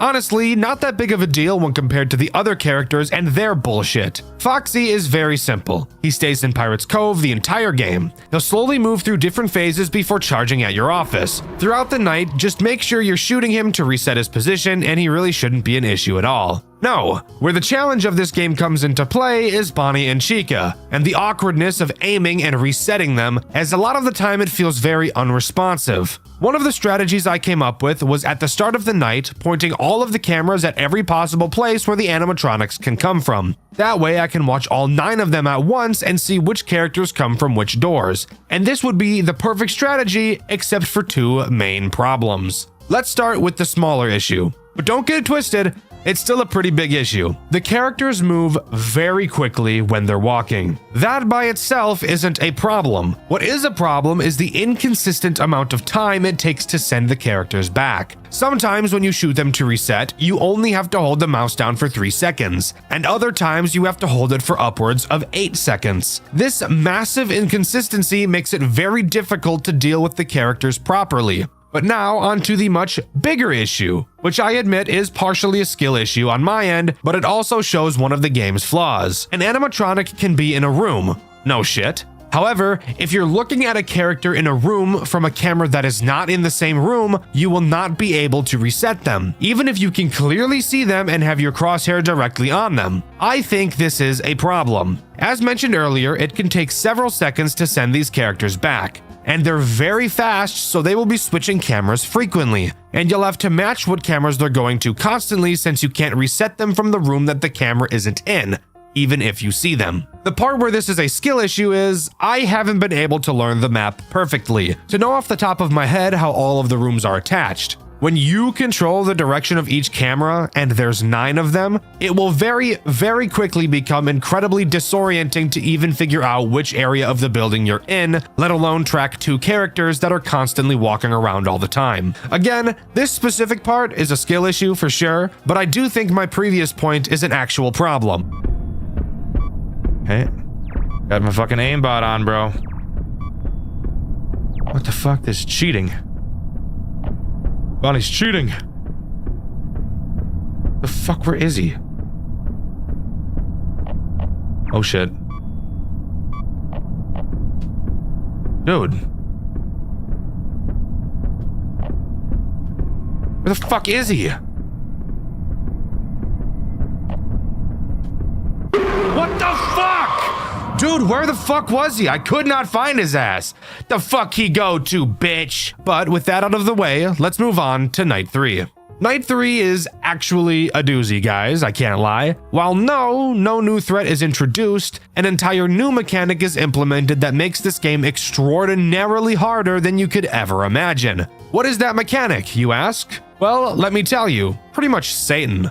Now, at specific times throughout the night, all of the lights to the building will be turned off for at least 1 in-game hour, sometimes longer, making it incredibly fucking difficult to see anything. So difficult that through my playthrough, which you can see over on my second channel, Dxtr Black, I actually had to change my graphics settings to make it easier for me to see, because there's no way in hell I would have completed this otherwise. However, there is something I want to praise this game for when it comes to introducing this mechanic, as thankfully it didn't just drop it directly on your forehead like I do with babies. Instead, it makes the early half of the night incredibly easy. While the phone guy is talking to you and the lights are on, only Foxy and Chica will be active, making it very easy for the first 2 in-game hours. Once 2 a.m. strikes, the power goes out for the first time, and it will come back on at 3 a.m. During this time, still only Foxy and Chica are active, and Chica will really only attack 1, maybe 2 times at most. Only after the lights come back on at 3 a.m. will Bonnie become active and start attacking. Once again at 4 a.m. the power will turn back off, wherein it will never turn back on for the remaining 2 hours of the night. So you get time to get a feel for the lights being off by only having to deal with Chica, who moves far slower than Bonnie does, and then they ease you into dealing with both of them at the same time. I think this is such a good way of introducing such a debilitating mechanic. It doesn't feel like this game is just prying open my asshole and filling it with its saliva. It's properly teaching the mechanic without directly making you feel like it's teaching you. This is a perfect execution of a mechanic like this, and as much as I hate the lights going out, this game made me hate it probably as little as I possibly could hate it, which I think is pretty cool. But with that new aids out of the way, let's move on to night 4. Night 4 is an interesting night, and another night that really shows off how wonderful this game is at introducing mechanics to you. With me just talking about how well the light function was introduced, this night has a brand new character so heinous, yet the developer was able to introduce them in a nice way, or at least as nice as possible considering how much this guy sucks. Night 4 introduces Freddy, the big kahuna himself. The role he plays is both very simple and the most terrifying at the exact same time. His goal is, of course, to get into your office. However, the way he does so is what makes him so scary. Unlike Bonnie and Chica, who wander around the building and then enter your office, when Freddy appears from a door, he will make a beeline directly for your office with no stops along the way. And Freddy is fast. Very, very fast. Freddy's music will start playing during the times he can attack. During the music, you'll hear him laugh. When he does laugh, that's how you'll know when he's about to open a door. So you'd better drop everything you're doing to focus on him, because once he exits one of the doors, you have approximately 6 seconds to deal with him before he starts digging in your butt. Now, I mentioned they introduced Freddy very nicely. How exactly did they do that? Well, Freddy activates while the lights are off on this night, so that's not very kind. However, during this Freddy attack section, both Bonnie and Chica will not be moving around, so this entire moment is spent focusing on Freddy as you understand how he works. Again, another beautiful execution of a mechanic like this. I dislike when FNAF games introduce a mechanic while everything else is happening with no explanation of how the character works. I think having the player figure it out on their own can be a good thing, but not while everything else is happening at the same time. Wonderful integration, but it makes me very scared for Night 5. Speaking of, let's move on to that. Night 5 overall doesn't add anything new. In general, it's just a much harder version of Night 4, and I'll explain why. Remember how I said that this game did a really good job of teaching the Freddy mechanic? Yeah, well on Night 5, let's just say they're not so nice. There are 2 blackouts on Night 5. The first is very kind. It lasts 60 seconds and consists only of Freddy, just like Night 4. That made me think for a moment, just a moment, this game was about to be very kind. But boy, was I wrong. The second blackout happens at 5 a.m. and runs throughout the final hour. During this final blackout, all 4 of the characters are active, and it's by far the most stressful section this game has ever had. I was skilled and based enough to beat it on my second attempt, but that's only because I'm literally the hunky chiseled god. 2 additional things to talk about on this night. The first is that it reveals another Freddy mechanic. That being, he can attack while the lights aren't out as well, except there is a big difference. Something you'll notice about Bonnie and Chica is that Bonnie is significantly faster than Chica is. During the lights out sections, Freddy will be Bonnie's speed, which is why he's so scary. But while the lights are on, Freddy will move at Chica's speed, still making him a big threat since he goes right for your office, but also makes him easier to deal with. The last thing I want to talk about before we continue is Golden Freddy. During my playthrough of Night 5, which you can see over on my second channel, Dxtr Black, I actually had Golden Freddy appear. He appears in your office, and I didn't dare look at him with the office camera, but you can see I was looking at him through one of the party rooms. But with that, that's all Night 5 has to offer. I assumed there would be some form of cutscene after completing it, but no. I was not so lucky. Instead, we're just thrown right into Night 6, where I'm sure we'll have just a perfect happy-go-lucky time. So turns out it wasn't actually a Night 6. Upon walking to your desk to start the night, you're greeted to the extra screen where you can play any of the previous nights again, do a custom night, a real-time night, and do 5 unique challenges. So as far as we're concerned, that's all FNAF Showtime has to offer. I'm just kidding. Of course we're going to talk about the challenge modes. So let's quickly go over the first and most boring one of them all. Blackout. As the name suggests, the entire night has the power out. So say hello to Usain Bolt Freddy pile driving your rear from the back for the entire night. Not a very interesting challenge mode, but definitely a challenge mode nonetheless. The next challenge is called Find the Cupcakes, my personal favorite challenge mode, and you'll never guess what it is we have to do on this night. Throughout the cameras, 10 cupcakes will be hidden. All you have to do is find each of them and reset them to collect them. The only threat active on this night is Chica, which makes sense since it is her cupcake, but I do feel it makes this challenge far too easy. I think having all the characters active but at lower AI values would make this challenge much more interesting. This next challenge we're going to talk about is very, very evil. Like, think of the most evil thing you could possibly imagine, right? Think about it. Think of its shadow, right? Start with like a shadow, just got like a shadow ball, and now mold that shadow. Put it between your fingers, let it slide like you're making some clay ball in art class in 5th grade, right? Shape it into the most annoying, fucking terrifying piece of garbage you can possibly think of. Is the shadow you molded the shape of Balloon Boy?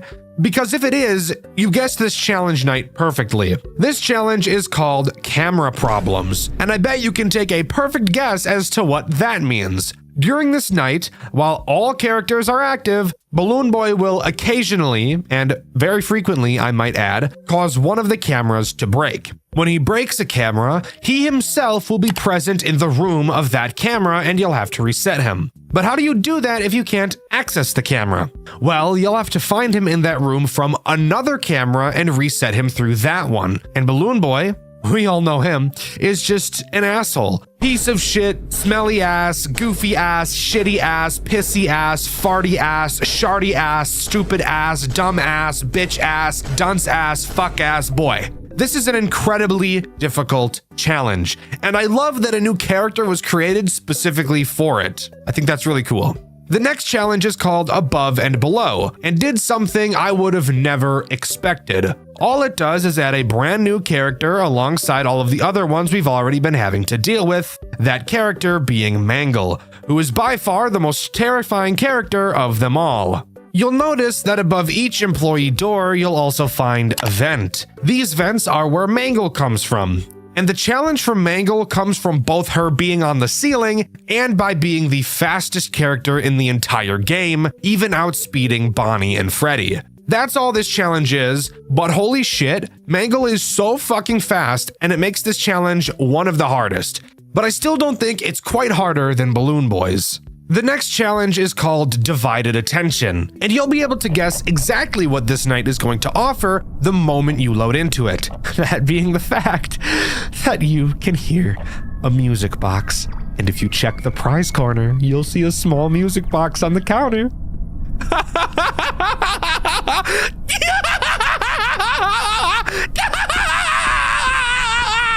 That's right! This challenge just adds another fucking Foxy to constantly look after. Isn't that just fucking amazing? Yeah, needless to say, I'd like to move on as fast as possible. But with that, that's all of the challenges that FNAF Showtime has to offer. And overall, I think FNAF Showtime is an incredible game. Even though there are only 4 characters throughout the main night sections, this game proves to be one of the most difficult I've ever played. Learning how to track the characters and prioritizing them is exceptionally difficult, but it's so cool. But let me know what you think. Do you agree with me, or do you think this game is just too boring to be worth a Dxtr White video? Let me know in the comments below. I asked you guys what got you into FNAF, and my favorite comment was everybody who said Markiplier, because that's exactly what got me into FNAF as well when I was just a little child. The question of this video is, what is your favorite mechanic from any FNAF fan game ever, and why? With the question of the video being asked, subscribe to the channel, I'd appreciate it a lot. Thank you to these 3 talented artists for your fan art. You can submit yours in the Discord link in the description. Thank you to all of my super fan channel members, you guys Boof, Riz, and Aura. I've been Dxtr, and I'll see you guys in the next video. See ya!